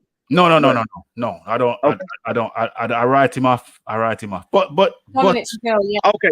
But listen, he was a man. He was whatever. But anyway. You can give me no take him. I don't care about Brazil. Yeah, exactly. So, but regardless, my point is this right here. Yeah. I second what you said, basically. Okay. Yeah. I think those are the most credible opponents on Deontay Wilder's resume and during his career, his tenure as a heavyweight. Okay. Outside of that, I've already mentioned that I think he was very, very sheltered. And these opponents that we're naming right now, that Ralph named, that I second, are the opponents that is pretty much on the second later half of his career when he realized that he had been fighting bombs and he realized that, you know what, if I want to leave some kind of legacy, I'm going to have to at least get some credible names. And, it's unfortunate that it's only been 3 credible names in 10 title defense. And that's just where it is. Now, whether you think his resume is trash or not, that's totally up to you. No, but you have to let me finish. Yeah. So whether you think his resume is trash or not, that's entirely up to you. But I do think as far as his resume, it's 85% bombs at the end of the day. And the credible opponents have already been mentioned. But at the same time, he did have 10 title defenses, and he does. Yeah, you repeated yourself. I heard you say that. No. Yeah. We're good now. We're good now. Yeah. So, yeah. But it's back to you, Lady Shan, and then no, Phil. It's.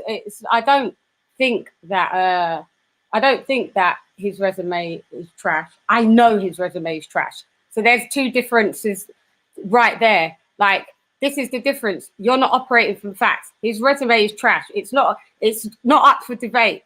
We've actually just tried to list. He said Phil's acknowledged that the resume, it's lacking. It's lacking. It's bad. Yeah. It ain't good. Rafi, thank you. Some people just want to. Yeah, no. I just thought you was like saying that. But hold on. Now let's play nice. But then he said that he went on to realized that his resume was trash. After the 25th fight? Wait, is that when he realized and said, all right, let me call out Ortiz. Actually, I'll never fight Ortiz. He's too old. Then you went in and fought Ortiz when he's 36. Oh, at Ortiz again. Then you went and fought him at 40. Okay, Lady Shan, he's dead. You killed him. You've killed Wilder. He's dead. He's not breathing anymore. He's not breathing anymore. He's from the funeral. Yeah. Okay. All right. We're good. He killed. He's dead. You see, I see a few Wildettes in the air. There's always Wildettes in the chat, and it's okay. It's good, man. It's good. I still need for somebody to answer the question. What's the question? Why is Anthony John? So why is it that Wilder fighting Tyson Fury is a cherry pick, but Joshua fighting Tyson Fury isn't? Can one of the somebody from the Anthony Joshua? I'll answer it. I'll do it. Okay, right. Because we got to move on to the next topic, totally fresh topic. But okay, I'll answer this. Right. Anthony Joshua will be fighting Tyson Fury when Tyson Fury has never looked better. Tyson Fury has No, ridiculous. It's ridiculous. I've just started answering your question and you're butting in already. Come on, let's have a sense of decorum. Okay, so I will attempt to answer your question again, and then we're going to move on to a totally different topic. Okay, so Anthony Joshua is fighting Tyson Fury when Tyson, at this point in his career, where Tyson Fury has never looked better. And so How can you? That's it. That speaks for itself. He's never looked better. He's in the groove. How many fights has he had since he come back? Like 6 fights. He's had 6 fights since his return. Whereas when he fought Deontay Wilder, he'd only had like 2 fights. And so yeah, big difference. So wait a second. I have not finished. For goodness sakes. So he's never looked better. He's in good shape. He's in good shape now. And so I don't understand what's your question. I can answer that as well. My question is, all right, so in the first fight, which you accused Deontay Wilder of having cherry-picked Tyson Fury. Now, in the first fight, Fury had been in the ring just 4 months prior to facing Wilder the first time. Now, if the Joshua Pianetta, low rank, no ranked fighter. Come on now, sir. It's beside the point. The fact of the matter is Tyson Fury had just been in the ring 4 months prior to facing Wilder in the first fight. Now, fast forward to 2021. That's not important. That's not important. Hold on a second. Whatever tomato can he fought is beside the point. Simple fact of the matter is that the man was in shape and was not coming off a long layoff like he is in the Joshua fight. Now, if they make the Joshua fight for July, August, that'll be 18. That'll be a whole year and a half the man has been off. It's his choice. It's that'll be a whole year and a half. You can't have your cake and eat it too, sir. You cannot have your cake and eat it too, sir. It is Tyson Fury's fight. It is Tyson Fury's fight. He did not fight in December. If Tyson Fury had fought in December, then he'd be going into the Joshua fight on 6 months out, same as Joshua. It's his choice. Carry on, Phil Walker, and then we move on. We got to get off this topic, please. We can move on. Look, so this is my deal right here, right? I don't have any horse in the race. What I'm going to say is this right here. What Ralphie said was you have to give. Now I'm just pointing out the consistency. He's not flip flopping. He gave Deontay Wilder credit for the second Tyson Fury fight. Yeah. Okay. So if you give him credit for the second Tyson Fury fight, then that would eliminate a cherry pick any fight after that, which would be coming up on Anthony Joshua fight. Yeah. So to answer your question, does he think he cherry picked the first Tyson Fury? Yes, absolutely.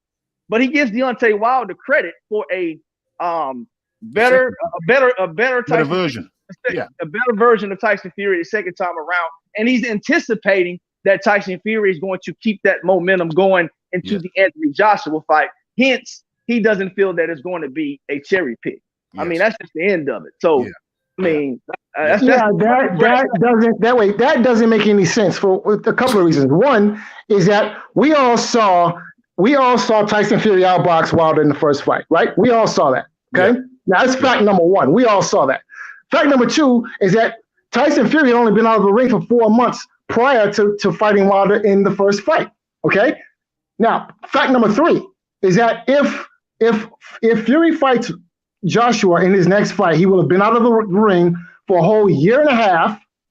All right. So I don't understand. I don't understand how is it that the first Tyson Fury fight with Wilder can be considered a cherry pick, but Joshua having fought Fury under even worse circumstances isn't considered a cherry pick. How does that logic work, sir? Please explain. Hey, it's okay if you don't understand because everybody else understands. So you not understanding is okay. It's okay if you don't understand, but you know something really and truly. I have to listen. I have to think about the people listening. They must be screaming, move on, move on, move on. They got to be screaming it, man. And I've got someone in the chat say, she always comes and spoils it. Oh, bless Who said that? Who said that?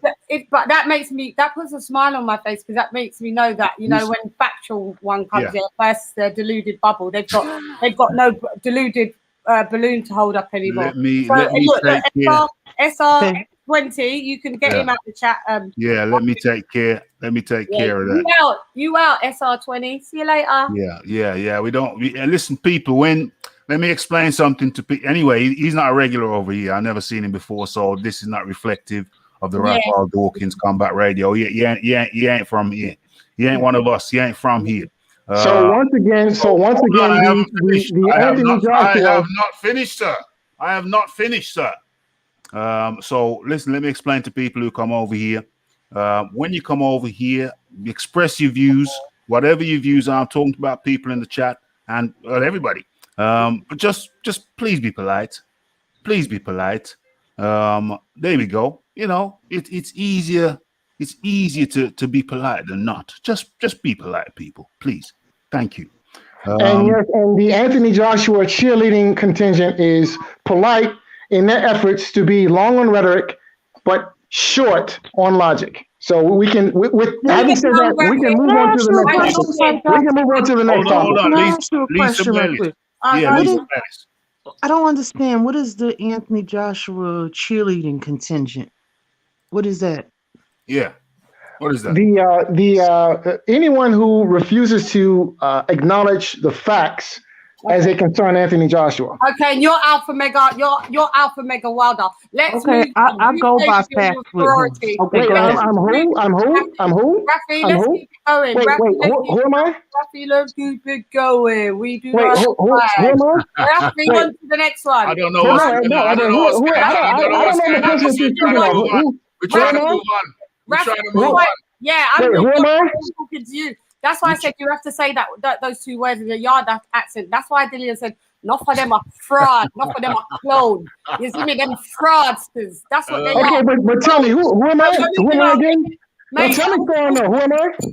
Please answer the question so I know. Who am I? If the cap fits, then wear it. But not for them are frauds and not for no pious. All right, yeah. Can you speak the Queen's English, please? Because we don't understand all that ragamuffin. We don't understand the ragamuffin, okay? So if you can please speak the Queen's English, we would appreciate it. Thank you. Come, Rafi, let's move along. Order. Okay. Y'all done started. Y'all don't let this pit bull in the skirt. Rafi, I already y'all done started now. I already knocked him out on H Money. My fiery sister. Just uploaded episode by episode. This isn't a rematch, my brother. I know you need the airtime. It's not a rematch. It's not a trilogy. I already smoked you and kept it moving. Let's keep moving. The only thing, excuse me, ladies, the only thing that you smoked is a pipe. Trust, okay? Hold on. The only thing that you have ever smoked is a pipe. Trust. I haven't heard what before. Filled with some white substance, okay? That's the only thing that you've ever smoked. Trust, okay? I haven't heard that one before. How creative. Okay, ladies and gentlemen, please. So let's get something straight. I'm going to have to call order. Please, let's have a sense of decorum, and we are moving on. To another completely different subject. Okay. So let's just take a second. Let's just take a second to compose ourselves. And okay, we're good now. All right. Okay. Home training. Oh, hold on. Your mother. Oh, hold on, please, ladies and gentlemen, please. We're moving on to a. Yeah, well, I'm sure we are moving on to a different subject. Please. Your mom must not have given you any. We are moving to a different subject. Is it about his mother? We're moving on to a different subject now, please. Ladies, we can talk about my moms as soon as we get back. Let's not talk about moms. As soon as I get off of yours, okay? Let's not talk about moms. It was just Mother's Day the other day. It was Mother's Day the other day. Let's not. You know why? Because he called me names on the last show. He called me names. Yeah, we can talk about moms as soon as I get off of yours, okay? Can we please just keep it boxing, please? Please. Okay. Now, everybody forget about the past. Let's move into the future. And well, as a matter of fact, I shouldn't have said that because we're going into the past, but not too far. We're going to have to talk about the thing.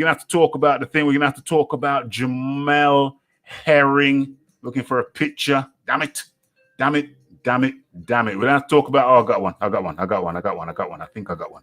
We're going to have to talk about Jamel Herring versus the fight that was Jamel Herring versus Frampton, your boy Frampton there. So let me go with Lisa. Let me go with Lisa, please. Lisa, be like a bridge over troubled water. Lisa, talk to me about Frampton and what's your man there, Herring? Lisa, Yeah, baby. that was a great fight. Hell yeah. I actually picked Frampton, and I picked him based off of Jamel's last performance. Yeah, I was thinking that way too. Mm-hmm. I was leaning that way too. But carry Right, on. but I'm happy for him. He executed a great game plan, and he used his attributes as he should have. Yeah, You know, fought long. He really impressed me, and you did. you know, he dug deep, and he got in there and did what he needed to do. Hell And yeah. he retired, Carl Frampton. So You retired. you know, hopefully, I really don't know what's gonna happen next. There's been talks about him and Valdez, but I kind of feel bad, like my youngin. You know, I want him to get in there and mix it up and fight for a title. Shakur Stevenson. Shakur Stevenson. Yes, because Shakur Stevenson is waiting. Shakur Stevenson has been waiting in the wings. And he's up next. He should be up next. Who am I going to go to? I'm going to go to. So overall, Lisa, your views on that fight. Herring versus. I thought it was a good fight. He impressed me. He came back and showed people that and his eye got damaged again. I'm not sure if it was the same eye. Now I heard he had is this true? Did he have a detached retina from the last fight? I didn't hear that. I doubt it. I doubt it because it takes a while to recover. It takes a while to recover from a detached retina. I know. That's what I thought. Well, whatever the case, you know, you just hear rumors around, but I'm not sure what exactly was the extent of the damage from the eye in that fight with I forgot the guy's name, but Herring and Frampton. No, not this the fight. Guy. The fight prior. What was his name? Was Azaquendo, something like that. Quendo. Yeah. So I thought that, I said, oh God, you know, if he targeted that eye, but then the eye started, you know, was damaged this time. But he fought through it. He dug deep and got in there and did what he needed to do. Yeah, he did 100%. 100%. I was like you. I thought, I don't know, man. The last fight there against Quendo, I don't know. I didn't like what I saw. It looked like I don't know. I wasn't happy with it. And I'm down in the prediction league because of that. Well, you almost got me with that. Where I refused to pick. I got some. Rafi got some splinters in his cheeks because of that fight. So I remained on the fence. Okay, so let me go with the Phil Walker. Herring versus Frampton. Yeah. First and foremost, I want to give those guys kudos for making that fight, because when I heard about the fight, it looked good on paper. It looked good as far as a stylistic matchup, and I was excited about it. Right. Mm-hmm. So first, we got to give shouts to good fighters making good fights for us fans to enjoy. Right. The next thing I want to say is, you know, flat out, I'm gonna be just blatantly just brief as possible as I can on this right here. Mm. I think Frampton's team trained as though they were getting Herring based off this last fight. Okay. Now, when I say that to say this: the trainers of Herring basically outcoached the trainers for Frampton. I mean, it seems to me they were very well prepared going into this fight with Frampton. The game plan was, way better. The game plan, you could just tell that these guys prepared for a certain kind of fighter. He went in, he listened to his trainers, and he executed. I don't think Frampton prepared himself to get that kind of fighter, okay? I think he prepared himself to get the fighter that he saw the previous fight before. You understand what I'm saying? Mm-hmm. So to me, when I look at the fight, I say to myself, okay, this guy came in with the anticipation that he was going to get the best Frampton he had ever gotten. And I don't think Frampton's team took that same approach. And as you can see, he retired the guy. I mean, let's be honest about it. He dominated pretty much the entire fight. Although it was a competitive fight, fights can be competitive, but it can also be one-sided. I think it was a masterclass. I thought it was a masterclass. Yes, I think it was exactly. I think it was a competitive, very one-sided fight. And I think Frampton did exactly what he needed to do after the fight, and that's retire. But kudos to him, man. He has had a great career. He has been a stand-up guy his entire career. And I hate to see him go out like this, but sometimes, you know, if you've done your career right, even when a loss is your last fight, you don't have nothing to hold your head down about. And I think that's the case for Frampton. But it was a good fight, though. Absolutely. I think it was a good fight. It was a great fight. I was thoroughly entertained. How much did I pay for that? Where did I watch that? Was that on Sky or? Yeah, I think it was on Sky. ESPN down here in the States. Yeah, ESPN in the States. In the UK, that would have been. Was Eddie Hearn around? Where was that? UK guys. Where did I watch it? Channel 5. Oh, it was on Channel 5. Oh, that's even better because it was kind of free to us. It was that wasn't a BT fight. No, it was free to us. It was totally free. Yeah, it was on Channel 5, regular TV. TV. Yeah. We got lucky with that one. We didn't even It have was to on pay ESPN Plus here. I wonder why it was on free TV over here. Frampton, the UK guy. And then Herring. Anyway, I'm not complaining. I am not complaining. It's on free TV. That's great for us. Channel 5. Thanks for everybody jumping in and letting me know. Okay, so we're going to go to H Money's comeback. We're going to go to H Money. Then we're going to go to Lady Shan. No, we're going to go to H Money, Fight Doctor, then Lady Shan. I should have split this up better. Okay. Well, no, let me go with Lady Shan now, and then we go to H Money, then we go to Fight Doctor. Okay, Lady Shan, you next, please. Herring versus Frampton. Yeah. At first, I was on a panel, and I was like, Herring wins, and then I was like, nah. And then I was like, actually, Frampton wins. And then at the last minute, I said, no, I think it's probably going to be Herring. Frampton. And it was basic. What it was. That's the only part. I only caught the main event. Usually, I watch the whole undercard. I didn't. I'm gonna have to watch that back. But he was just basically. If you looked at both of them in the ring, you could clearly see that Jamel Herring has no business being a super feather. None at all. Like, he looked like he was going up. He looked like he was about 152 pounds in that ring once he rehydrated. Yeah. From I saw that, I said, no, it's game over. It's game over. He's not. He beat him up in the inside. When he came in, he made him pay. He's got the long reach. When he was ready, he's stuck and move.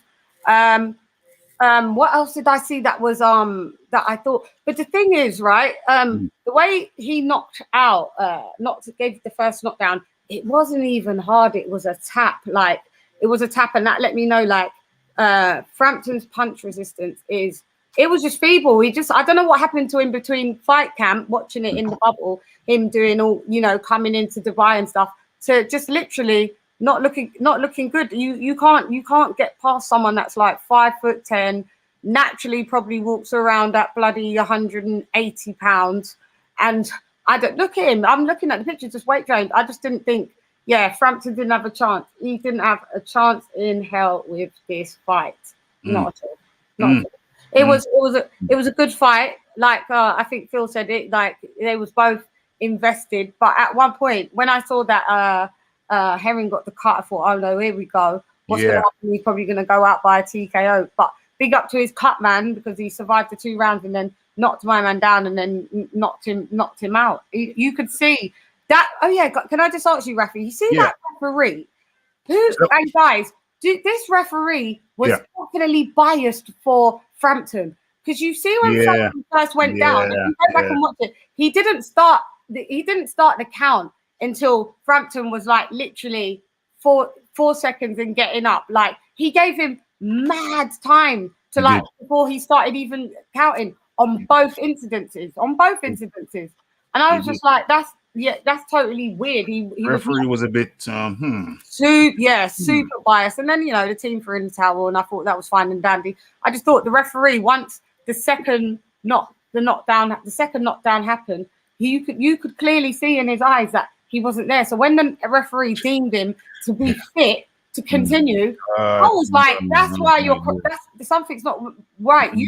You've got a horse in this race, ref, and now you're trying to pull out all these stops and tricks to make my man outlast the American. That's all it was. But you know what? The towel got thrown in because I think his corner thought, you know what? This ref looks like he'll end up killing our fighter. Yeah.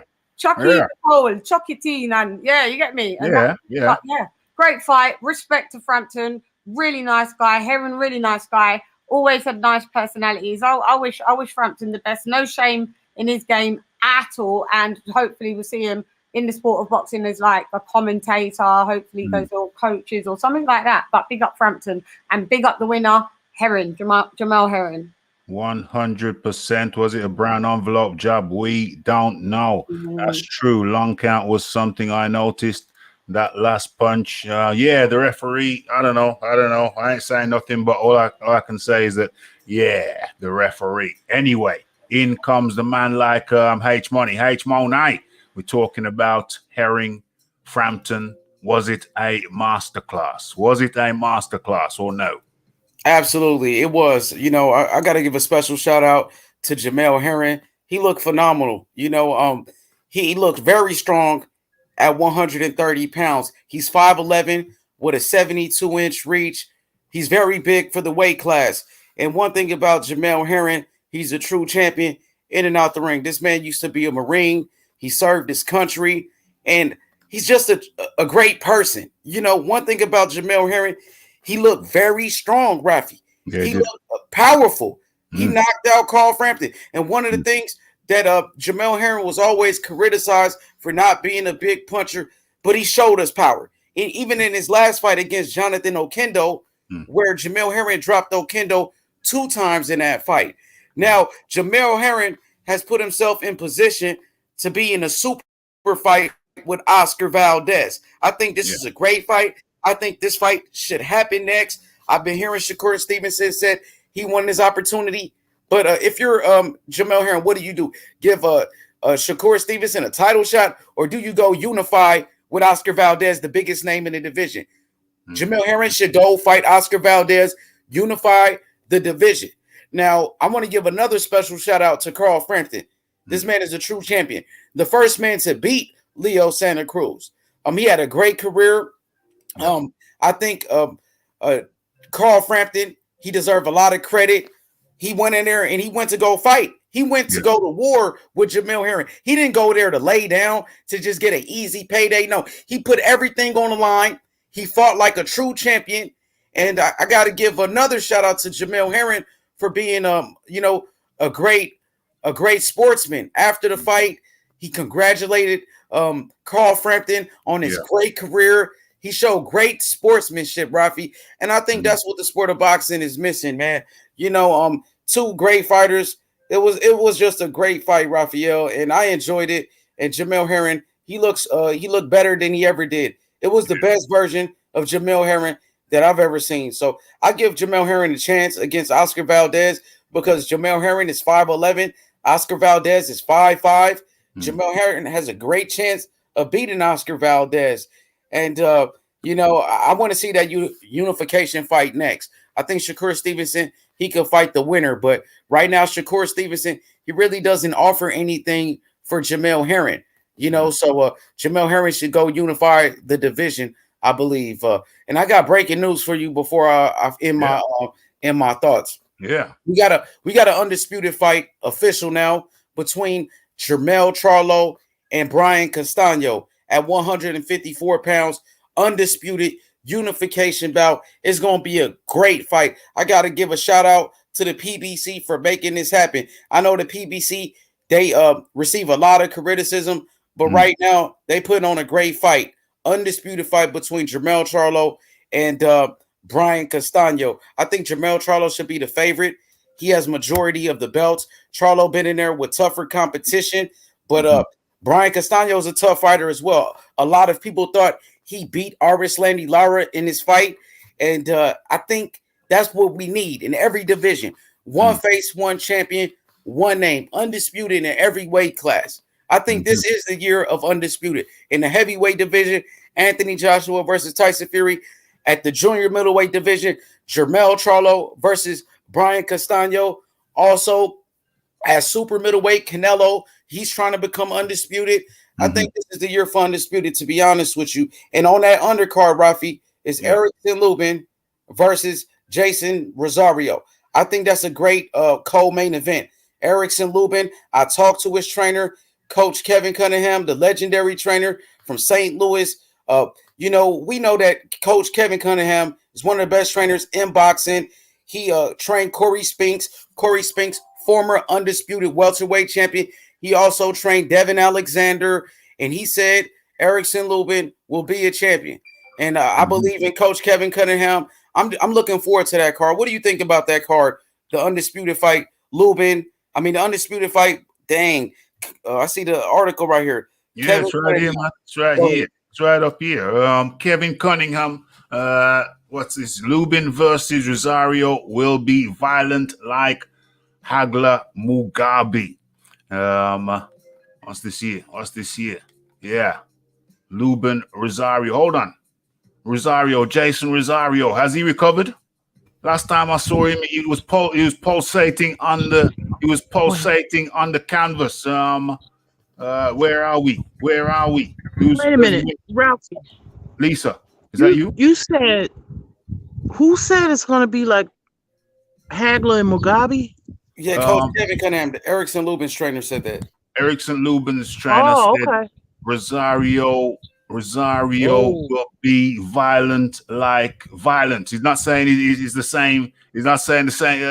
Anybody's a Marvin Hagler, the caliber of Marvin Hagler, but be violent like Hagler versus Mugabe. That level of that intensity. I think he's talking about the intensity. But I'm wondering, Lisa, has the last time I saw Rosario, he was pulsating on the canvas after he got punched in the belly by the Charlo boy there. Yeah, I remember. Yeah, it was pulsating. H Money was pulsating. He was pulsating on the canvas. But you know what? Stop that. We're changing topics. Let's get back to the original topics. Then we'll come back to this topic. So let me just drop that. Who we got? We got the fight doctor. The fight doctor. Where are we? Yeah, the fight doctor. Wherever we were just talking about, which I've forgotten what we were just talking about. We were offering our opinions on the fight between Herring and Frampton. Yeah. Go ahead, fight doctor. Go ahead with it. Well, I mean, I thought Herring looked good. And listen, at the end of the day, when you are 5'11", and you fight at 130 pounds, well, people are going to have problems with you. I mean, this guy is like the biggest super feather that I can remember since Diego Corrales. He cuts a very imposing figure at the weight. And you're talking about Herring. I'm talking about Herring, yes. And Frampton is a good fighter, but he just seemed to me he didn't have an answer for what Herring was able to bring to the ring. He just couldn't solve that puzzle, and I think it's probably going to be difficult for most guys at the weight to deal with a guy the guy southpaw. He's got good power in that left hand. Appears to have an educated right hand, and then he's just going to have the height and reach. So when you can basically stay in your safety zone and you've got good power, you're southpaw, you can hit a guy with a left hand, and the guy has to come at you. Well, he's going to be a problem for a lot of guys at the weight. So, but I will say this: I'm suspicious when I look at guys who are 5'11" and fighting in the 30-pound division. I become suspicious. Like, dude, how are you making the weight? Like Paul Williams, and who I was a big fan of Paul Williams. But the dude was 6'3" fighting at 47. Like, how the hell does that work? You know, how are you 6'3" fighting at 147? Yeah, it does strip down. He's talked about going up, but I mean, you have some tall, thin people. Tall, thin people. He's talking about going up, but he's sticking around. We're talking about Herring. He's sticking around now. Sticking around because he wishes to unify. But we got to talk about Shakur Stevenson. We got to talk about Shakur Stevenson for a couple of seconds because Shakur Stevenson allowed Herring to fight Frampton. He kind of stepped aside. So I don't know if it's a plain path for what you call him, Herring, to not fight Shakur Stevenson anyway. I don't know if there's a clear path to him not fighting Shakur Stevenson. I think Shakur Stevenson might have a say in that. What we're looking at. Okay. So H Money. So congratulations. Can I offer a quick opinion real quick? Yeah, carry on. Sorry. Yeah, carry on. I think Stevenson represents the future. Shakur Stevenson, yeah. I think he represents the future. And I would be very curious to see what would happen in a fight between him and Herring. I suspect it would probably look something like the Mayweather-Diego Corrales fight. Yeah. Yeah. What's going on here? What's this question? Mr. Dawkins, did Lady Shan not say Herring walks or hydrates up to 180? I don't know. Does he hydrate up to 180? I mean, he's a tall guy, so it's easily done. No, I think when he when he came into the ring, I think he rehydrated within 48 hours, I think, to 147. 147, okay. 147, yeah. I was thinking about his off season, out of season. Yeah, he's off season. That's four-way classes. That's ridiculous. Yeah, that was what the complaint is, because Frampton, he's usually like it's 126 that suits him. 130 for him is even, I think that's a stretch for him. Once he's walking around weights more than that, but I don't think he's a little dude. So once he starts training, like, I think for him to make 130 is hard for him. He should have maybe stayed at 126. But hey, he didn't, and it's not a problem. But that's it. Yeah, he's had his legacy. He's had his career, and he's had a good career. So what's going on here? Lots of stuff. No problems. Not an apology. It was just a question. That's no problem. No apologies needed. Okay. So let's have a look. Where am I now? Dime. Okay, let's just squeeze. Let's just squeeze in. Let's just quickly squeeze in this article. Let's just squeeze in this article. I think you can see on your screen. Yeah, I think you should be able to. Okay. Lubin versus Lubin. Everybody mute your mics if you. Thank you. Appreciate it. Lubin versus Rosario will be violent like Hagler Mugabe. Okay, Lubin on your left and Rosario on your right. People will remember Rosario from convulsing on the floor to a body punch from Charlo, one of the Charlos, a body shot. Okay, convulsing like a fish. Not joking. I'm just telling you what I saw. Okay, so junior middleweight Erickson Lubin and Jason Rosario, junior middleweights, going to face off on Showtime. Exactly when has not been settled. No date or site has been determined, but Cunningham reached in his home base of Florida, said probably May or early July. Okay, so May or early July, you got Erickson Lubin versus Jason Rosario. Showtime been running. Rosario will be looking to bounce back from an 8-round knockout defeat to Jamel Charlo in their 154-pound title unification bout last September, 8 months after he upset Julian Williams in the dub for the WBA IBF belts. Okay, so Lubin has been preparing for the guy who beat J-Rock. Okay, no problem. Definitely should be an explosive one. junior middleweight contenders. Rosario is going to be looking to bounce back, and Lubin looking to make it clear. Listen, I just beat Rosario. Both guys are going to be going hell for leather. I agree. It is going to be a violent confrontation. H Money. Yes, Rafi. Who you got? I'm gonna go with Erickson Lubin. To be honest with you, man, Erickson Lubin, a very young fighter. He was a great amateur. He took a loss early in his career. I believe he was 21 years old when he took his first loss to Jermell Charlo. But what it shows you is that Erickson Lubin is willing to fight the best, even at a very young age, even at 21 years old. And Floyd Mayweather said it best: a true champion can take a loss and bounce back, like Anthony Joshua did against Andy Ruiz in his rematch. There's nothing wrong with losing, but you have to make your adjustments if you're a real true fighter. If you're a great champion, you got to make adjustments. And Erickson Lubin has been making his adjustments. He's been looking strong. He had a big win against Terrell Goucher in his last fight. He also beat Ishe Smith, and as well as Nathaniel Gallimore. So between Rosario and Erickson Lubin, they have 3 common opponents.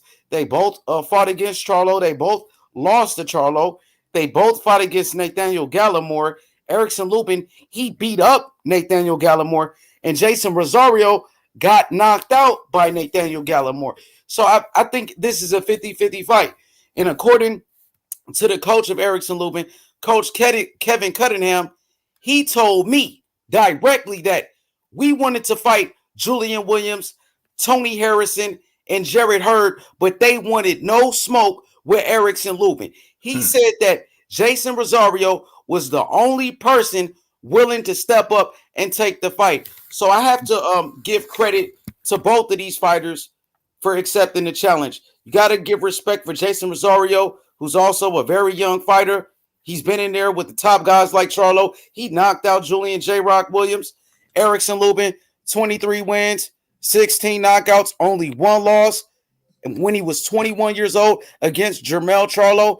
And this is before he had Coach Kevin Cunningham as his trainer. He's undefeated with his new trainer, Coach Kevin Cunningham. And I got to go with Erickson Lubin. I talked to Lubin before, and he told me that Marvin Hagler was his favorite fighter growing up. Rest in peace to Marvin Hagler. I believe he's fighting to carry on the legacy of a Marvin Hagler, and he has some similarities to Marvin Hagler as far as his height and his reach. So I'm gonna go with Erickson Lubin in this one, but it is a very dangerous fight. Very dangerous fight. Very dangerous fight. I'm gonna have to go with the experience of Rosario. Jason Rosario took care of J Rock. He didn't look very good he didn't look very good against the Charlo boy there. Didn't look very good against him. He got whooped. Took a whooping as far as I remember. I just remember him convulsing on the canvas. I hope he's okay. I don't think he's fought since. He hasn't fought since, has he? Rosario. This is his first fight back coming after the knockout. Okay. So, where are we going next? Lisa Bayliss, you want to talk about this? Lisa? Lisa? Yeah, I'm picking Lubin also. But I do see it being like a firefight. Yeah. Rosario is like, one of them type of warriors. He comes to fight. But Lubin is they both got some pop. So I could see it being like an all-out war. I can see that. I do see that. You do see that. Rosario, hopefully, if he can tweak and learn from his past mistakes, Yeah. Learn from the past. You can't, because you got this guy got a jackhammer and a sledgehammer. Is that what he calls his one? That's what he calls himself, sledgehammer and jackhammer. So Lubin got power in both of them hands, and he's a southpaw too. Southpaw too. So that's a variable that you gotta look out for. Mm-hmm. Variable. Yeah. Okay, so Lady Shan, you want some of this? You want some of this? Just a tiny bit. I'm not that well versed in these two. But Okay. the thing, you know what? Let me just tell you a funny thing is that his surname is Bastardo. So in Spanish, that means bastard. So it's quite funny. Oh, so Why would you not change your surname if you? I know, that's crazy, but bless him. Bless him. Yeah, I'm going with Rosario. You know, like you said, more experience. I think, but this is quite an evenly matched fight because of their stats and you know, knockout ratio and not a massive power punch. But I'd like I said, power is always subjective to or objective even to who you're fighting. So I'd like to see how they each of these two handle going at each other. But Luke Erickson, he needs to make sure that he keeps his foot on the outside, being the southpaw, because if Rosario, which I'm hoping he's going to do, is actually try and force his lead foot to be on the outside and make it uncomfortable for Erickson. Yeah, because it could be tricky like that. If you let a southpaw get their feet in the position that they're supposed to be, and you're orthodox, it's going to create a whole load of problems. You're going to be blindsided. You're not going to see certain punches. So you've got to be careful. Yes. Yeah. Yes. Jamel or Jamal, the little one. He fought the little one. Jamel. Jamel. I think it's Jamel. Yeah. Okay. Who else? The Fight Doctor. Have you spoke about this yet? I don't think you spoke about this. So Lubin. Yeah. So I mean, leading up to the Charlo fight, I was sort of team Rosario, right? Yeah. And then we all saw what we saw in the Charlo fight. And what I saw a guy who talking a lot of ish. And then when when it all hit the fan, I saw one guy who came ready to go to battle, and the other guys just sort of crumbled and fell and just came apart. So if that guy shows up for Lubin, then I expect that Lubin is going to win the fight.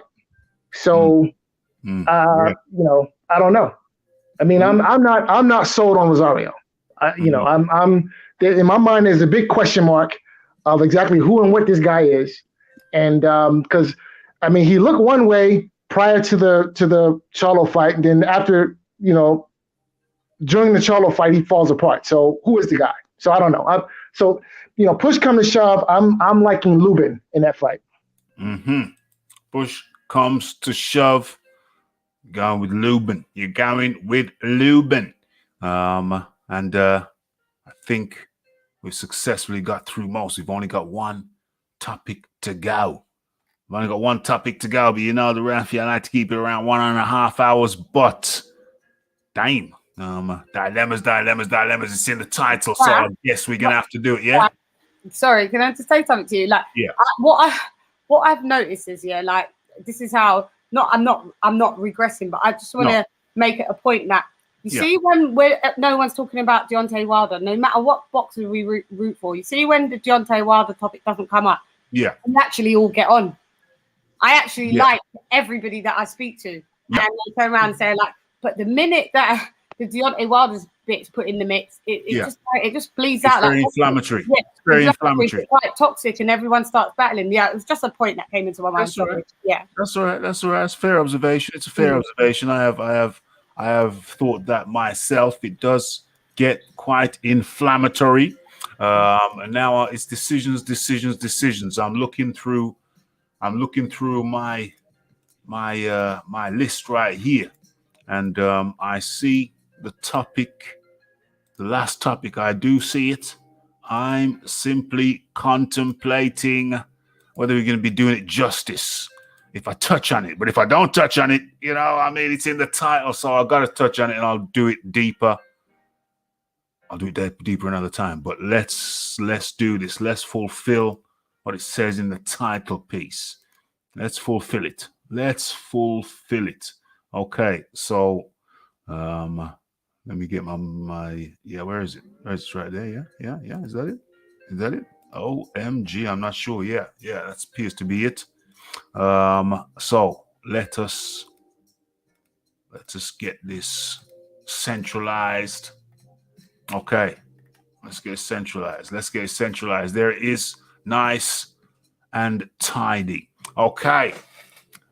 So you can see on your screen, it looks like we're getting there. What will the naysayers say when this fight gets a date and a venue? And let's everybody mute their mics. And what is it here? Let's get this centralized. Okay, so looks Kevin Ioli tweeted earlier on today, or 23 hours ago. Looks like the site for Fury Joshua is down to a battle between Saudi Arabia and Quatar.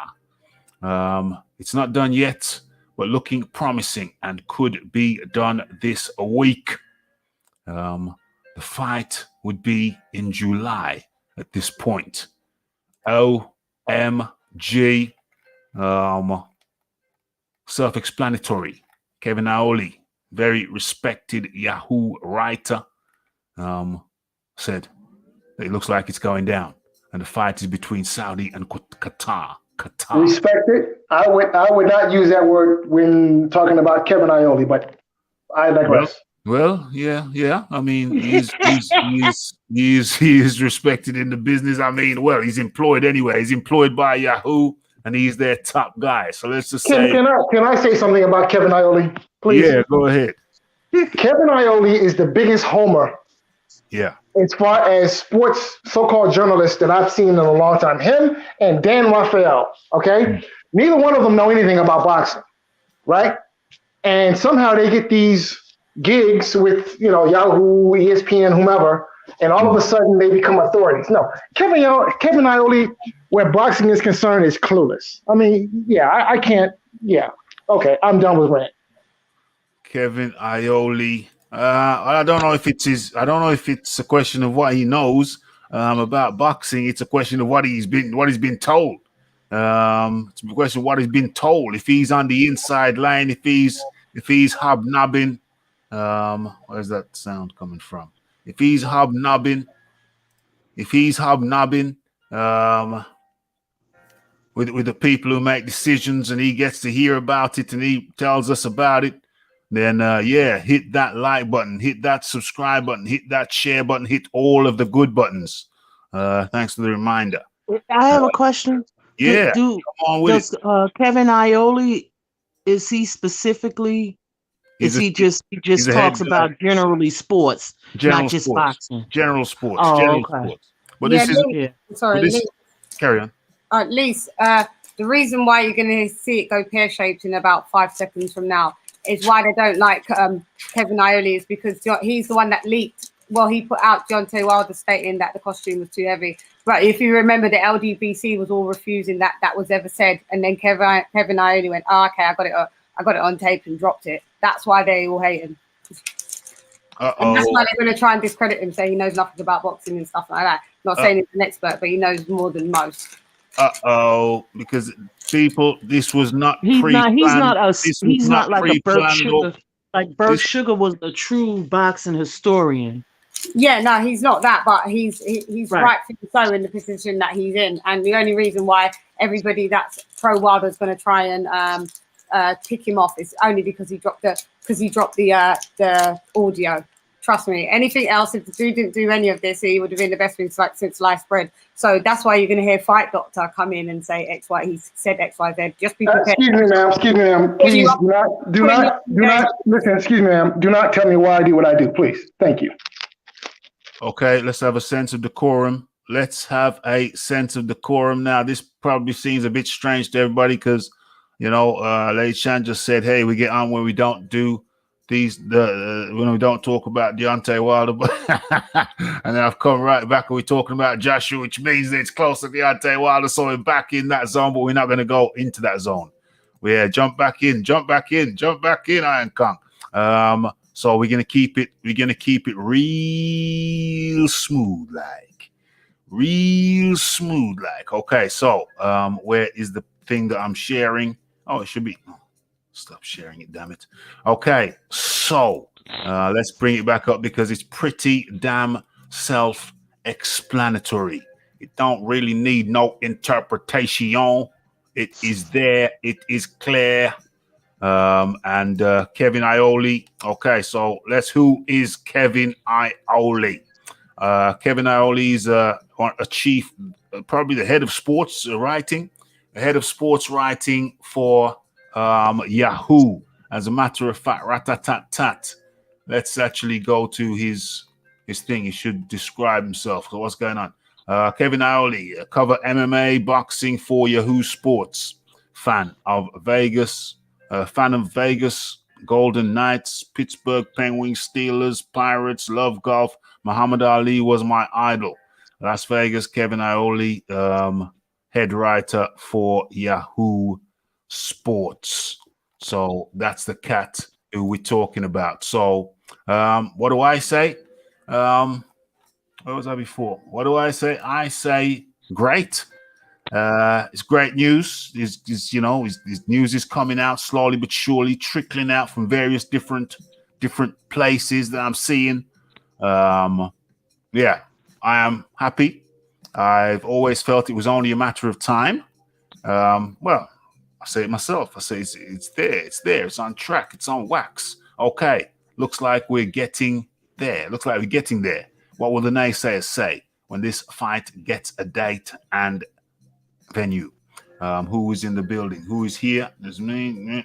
Lisa Bayles. Let's go with the Lisa Bayles. So what is the question again, Ralphie? I'm sorry. It's not really a question. It's just a statement. Where are we? Where is it? About his tweet. Yeah, it's a statement. It's a statement. It's notification. It's telling us what's going on, Lisa. It's telling us what's going on. Yeah, as long as I'm fine with it. I'm looking forward to the fight. I just think that I think what's his name need to just don't talk anymore because he's not doing himself any favors because it's actually going against him. Eddie Hearn. Don't make a statement until it's actually official. You get what I'm saying? Yeah, hell yeah. Because every time he throws the the little bait out there, and people don't like him anyway. So, and we're talking about people's integrities on the line. So, I'm saying, like, why would anybody put their integrity or their name on the line and not like be just like saying this is fight? No, this fight is not really happening. Yeah, it's crazy. Philip Carrabis is he has a big mouth. That's the only issue I have with him. He talks too much. Who? Hearn? Eddie. He's a promoter. What is he supposed to do, Lisa? What's he supposed to do? He's a promoter. He's got to promote his people. I know that. No, I know that. Yeah, carry on. No, that's not what I'm saying. He wasn't supposed to. Oh, you mean sometimes when he talked before? Right. You got to know when to talk. Sometimes it works against him what he says. Yeah. This is what I'm saying. So you got to be all on everybody. It's an awkward situation. Though. It's an awkward situation because on one hand you got to promote. I mean, you got to promote. I get it. Promote. I get it. But you just got to be careful, though. You know what I'm saying? You can't satisfy everyone all the time, Lisa. I mean, there's naysayers no matter what he does. I mean, if he went into a padded room and only spoke once a day, you'd still have your naysayers. Yeah. No, that's not what I'm saying. I'm saying if you're saying this and people not believing you, and I'm like, then the other side is saying we wasn't supposed to leak that until we found the place. So it's like, I don't know if he was trying to do that to expedite the matters, but what I'm saying is that it's making people. I'm not blaming him because I really believe he's out there working hard. He's out there. Me personally, he's young. He works hard. I see him out there working. The older guys, I don't really see them like that. They're older. They already know this game. Yeah. What I'm saying, I know he's learning it. But what I'm saying is that sometimes when you run your mouth so much, Yep. backfire on you. Yep. I Yeah, agree. well, that's true. I mean, who's next? Who's next? Because this is the last topic, guys. Who's next? Who wants to talk next? I've Yeah. said everything on this matter. You can go to Fight Doctor. Everyone Fight knows what my stances on this. Yeah. Fight Doctor, come on in. Fight Doctor. So, listen, I've been watching. So, Mike Tyson knocked out Michael Spinks in 1988. I watched that fight live the night it was broadcast on HBO television. Okay. Julio Cesar Chavez in a robbery, the daylight robbery that was committed against Pernell Whitaker. Right. That fight was in, I think, 1993. Okay. I watched that fight the night it was broadcast live. The terrible situation that happened with Nigel Benn and Gerald McClellan. I think that fight was 1989, 1990. Which one? McClellan, Nigel Benn. What's that? 1990. Yeah, okay. 1990s. What was that? 1999, 2009, 2019. Yeah, it could have been 90s. He was in the 90s sometime. It Yeah. was in. I think it was. I think that fight was in 1990. Might have been 1991. But we're talking about 30 years ago, right? Yeah. It's 30 I years watched that fight the night it was broadcast live. I think it was broadcast on Showtime. So I go back a long way. A long way. Exactly. Okay. So when I say that Kevin Iole doesn't know shit about, doesn't know ish about boxing. Yeah. It comes from having been a fight fan, having watched boxing intimately for a long time. And had you asked me 30 years ago if Kevin Iole knew anything about boxing, my answer would have been the same. I felt that way long before Deontay Wilder was anybody. Kevin Iole doesn't know anything about boxing. Trust, he doesn't. Big Boys Boxing makes a good point. He said these guys, these sports writers, sometimes don't know anything about boxing, but they know people who tell them things, and that is what creates the interest in their articles. So it's the people who they got contacts. They got contacts telling them things. I believe 1996. I believe cool. Maybe 95. Weren't 91. Maybe 94. Okay, so you're doing a lottery on the sweepstakes on the date. Okay, I'm pretty sure we all agree that it was the 90s. And what we're looking at here, what are we looking at here? Okay, we're looking at the article. That is the article. Okay, so does this give you, okay, we'll go around the table real quick, one sentence or two sentences. Does this give you hope? Does this give you hope? This article we see here by Kevin Iole. Does it give you hope? Let's start with Lisa Bales. Lisa Bales. Does it give you hope? Yeah, I know that the fight is going to happen. Okay.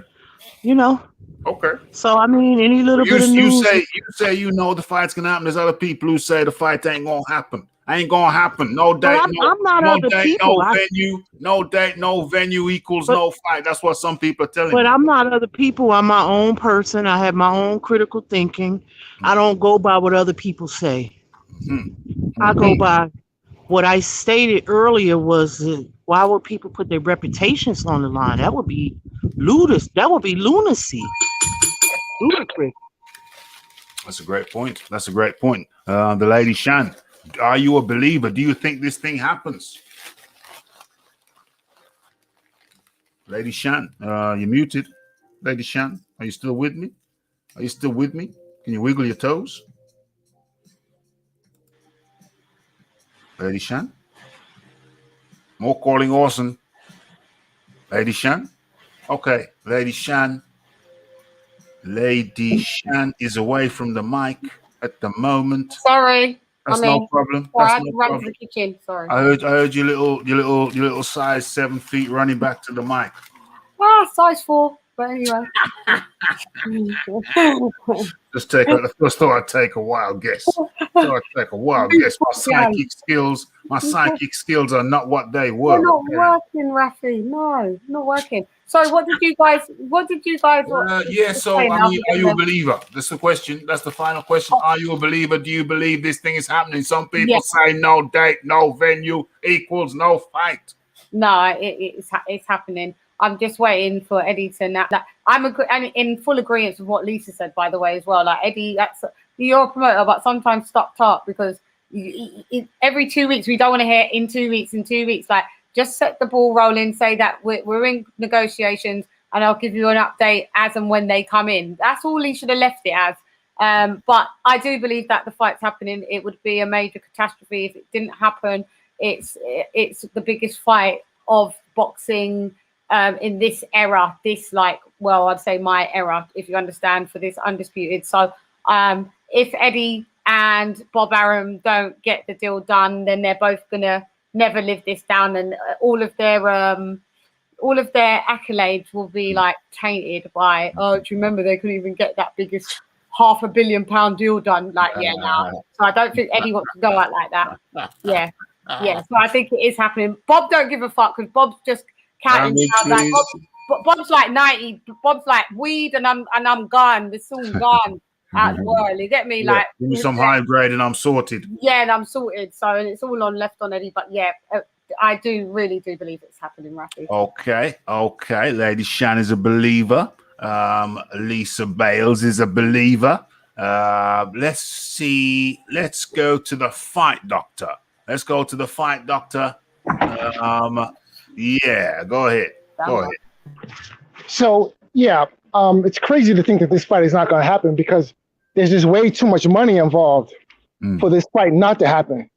The question is it going to happen next? Now, it seems to me that where big fights are concerned, the modern boxing community, the contemporary boxing community has very short attention or memory span because I guess everyone forgot about everything that happened prior to Floyd Mayweather and Manny Pacquiao actually meeting in the ring, right? It took 5 years to make that fight. Now, I don't think anybody would question Manny Pacquiao, Floyd Mayweather as being the biggest fight of the last, look, monetarily, that's the biggest fight ever. And this fight isn't as big monetarily as that fight, right? Okay. And it took 5 years to make that fight. And the whole time there was a bunch of going back and forth, folks accusing each other of ducking and all kinds of nonsense and foolishness going on. But do you think this fight's going to happen within 12 months, my good man? I think a year. Yeah, it's not going to happen next. Okay. No, it's not going to happen in July, but will it happen in the next 12 months? Yeah. Provided that one of them does not lose and provided that Tyson Fury doesn't fall off the wagon, then yes, I think it will happen. I'm almost certain it'll happen in the next 12 months. Okay, so everybody is in agreement that this fight happens within 12 months. So that is good news. That's great news. Okay, and that was the show. Everybody stick around so you can get your final words in. This has been, for everybody in here, if you've enjoyed the show, and I'm sure you did, if you've enjoyed the show half as much as we did, then hit that like button, hit that subscribe button, hit that share button. You have been in tune to Boxing Talk with Rafi 256. And our sponsors were Phil Walker, Russ. What's Russ's first name? Russ, something Russ. Chris Russ. Is it Chris Russ? Chris Russ. It was Chris Russ or Chris Rock. And our third sponsor of the show was Cliff Bailey. Long time listener, pops in every now and then. Good to see some originals. Good to see an original Raphael Dawkins Combat Radio subscriber up in the building, and there are quite a few. But the only reason I pick out Cliff is because we don't see him all the time. It's always good to see Cliff Bailey.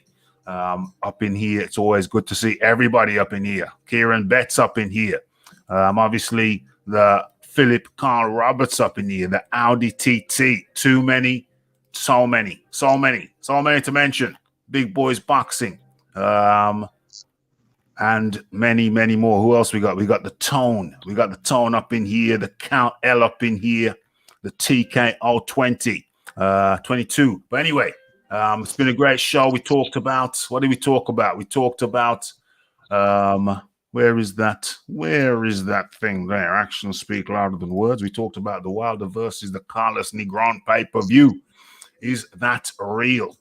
Is that real? Is it really going to happen? OMG, we're going to have to wait and see. We talked about, what was that we talked about? We talked about Frampton versus Herring.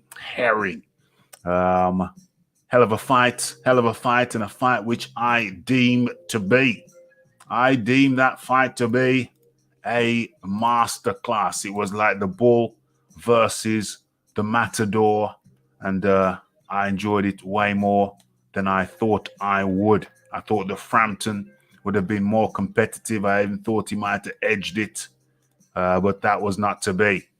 Herring came in and put on a masterclass. It was like the Bull was Frampton, the Matador, Herring. Great fight. And of course, many things within that. But then we finished up with Joshua versus Fury. Looks like it's going to be in Saudi or Quatar. I think I spelled Quatar wrong, but let's get that down real smooth like. Okay, so let's go around the panel and hear people's thoughts and observations. Lisa Bales, come on in. Your final words and observations, Lisa. Yeah, thanks for having me, Ralphie. Great show as always. Great panel. It's always some heat and some smoke up in here. It's always a joy and a pleasure and a privilege. Thanks for having me. Hey, Lisa, I always appreciate you being around, coming around and sharing your thoughts and observations. So much appreciation goes out to the Lisa Bales. And then there were three. Let's go with the Lady Shan. Lady Shan, come on in. Come on through. Much appreciation for you stopping by at the Raphael Dawkins Combat Radio. Always good to hear your thoughts and observations. No worries. Thanks again for having me. Always a lot of fun.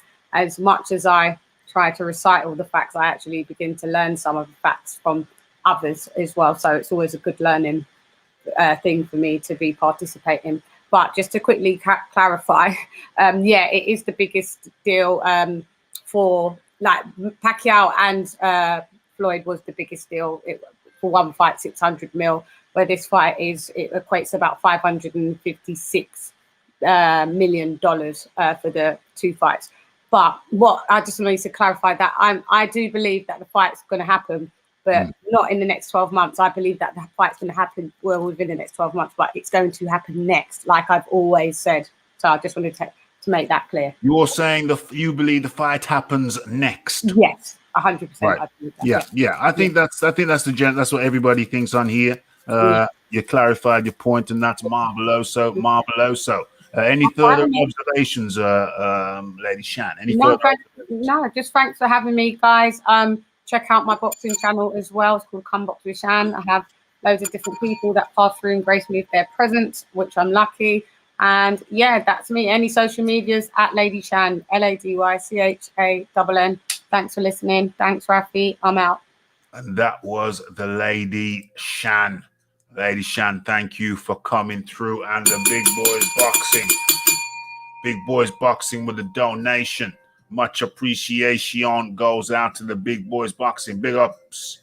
Good show, Rafi. Much appreciation to the Big Boys Boxing. Thank you very, very much. And he becomes the fourth sponsor of the show. Much obliged. And then there were two.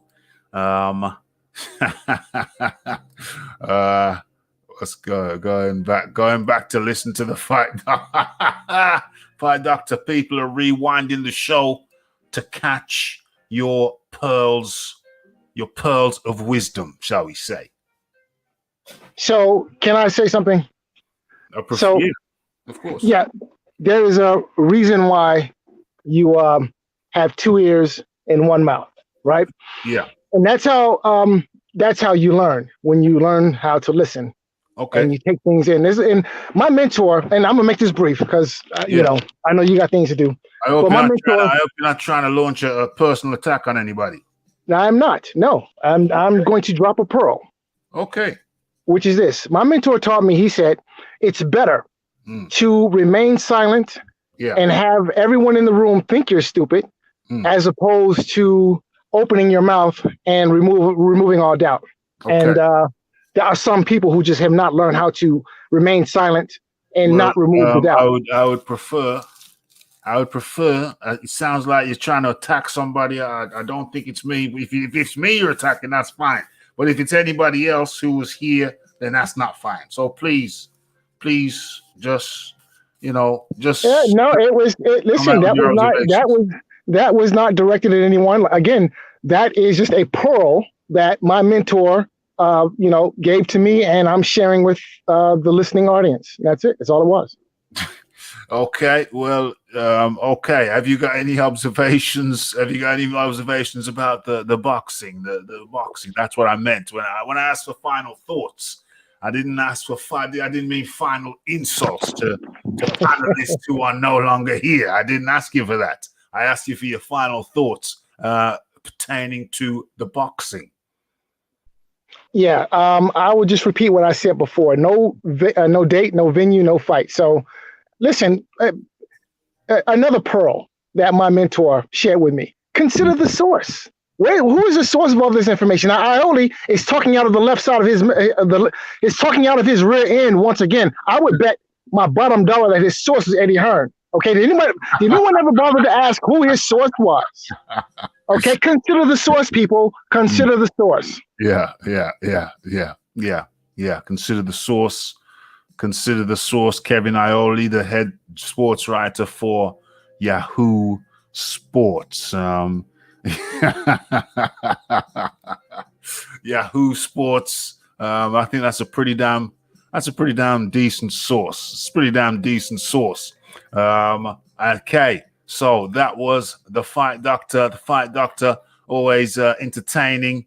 Will you with everybody who comes on, and you do add that special mushroom infused quality, and for that, and I appreciate everybody who comes on, from the Fight Doctor to the Lady Shan to the Lisa Bales to the Big Texas, aka Phil Walker, the Iron Kong, everybody who comes up in here, Big Boys Boxing jumps up in here.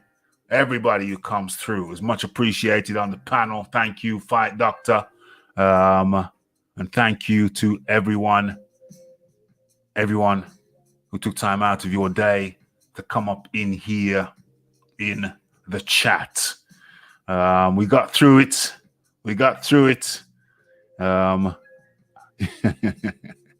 And it was hopefully you were entertained.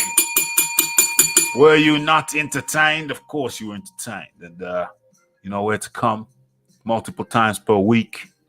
Phil Walker's right when he said, hey, going live multiple times per week, it ain't easy. But, the Rafi rises to the challenge. And you do too every time you come through. Okay, so it's the end of the show. Go hit that like button, hit that subscribe button. If you have not hit the bell icon, then you will be missing messages. You'll be missing. What will be missing? Hit the bell icon so you don't miss notifications. Yeah, exactamundo. And we talked about it. It looks like Joshua Fury in Saudi or Quatar. Herring produced a masterclass, absolute masterclass against Frampton. Thoroughly enjoyable fight. If you haven't seen it, go check that out. And you never know what's going on. You never know what's going on with Deontay Wilder. Is he really going to be fighting Carlos Negron next on pay-per-view, as was reported in a retracted tweet? It's going to be fascinating. It's going to be interesting. It's the Raphael Dawkins. It's the Combat Radio. It's the like. It's the subscribe. It's the comments. It's the shares. And it is the hitting that bell icon. Stay updated with news and notifications. And don't forget about the live show. Don't forget to follow me on Twitter. It's the Raphael Dawkins. It's the Combat Radio. We are out. Blessed.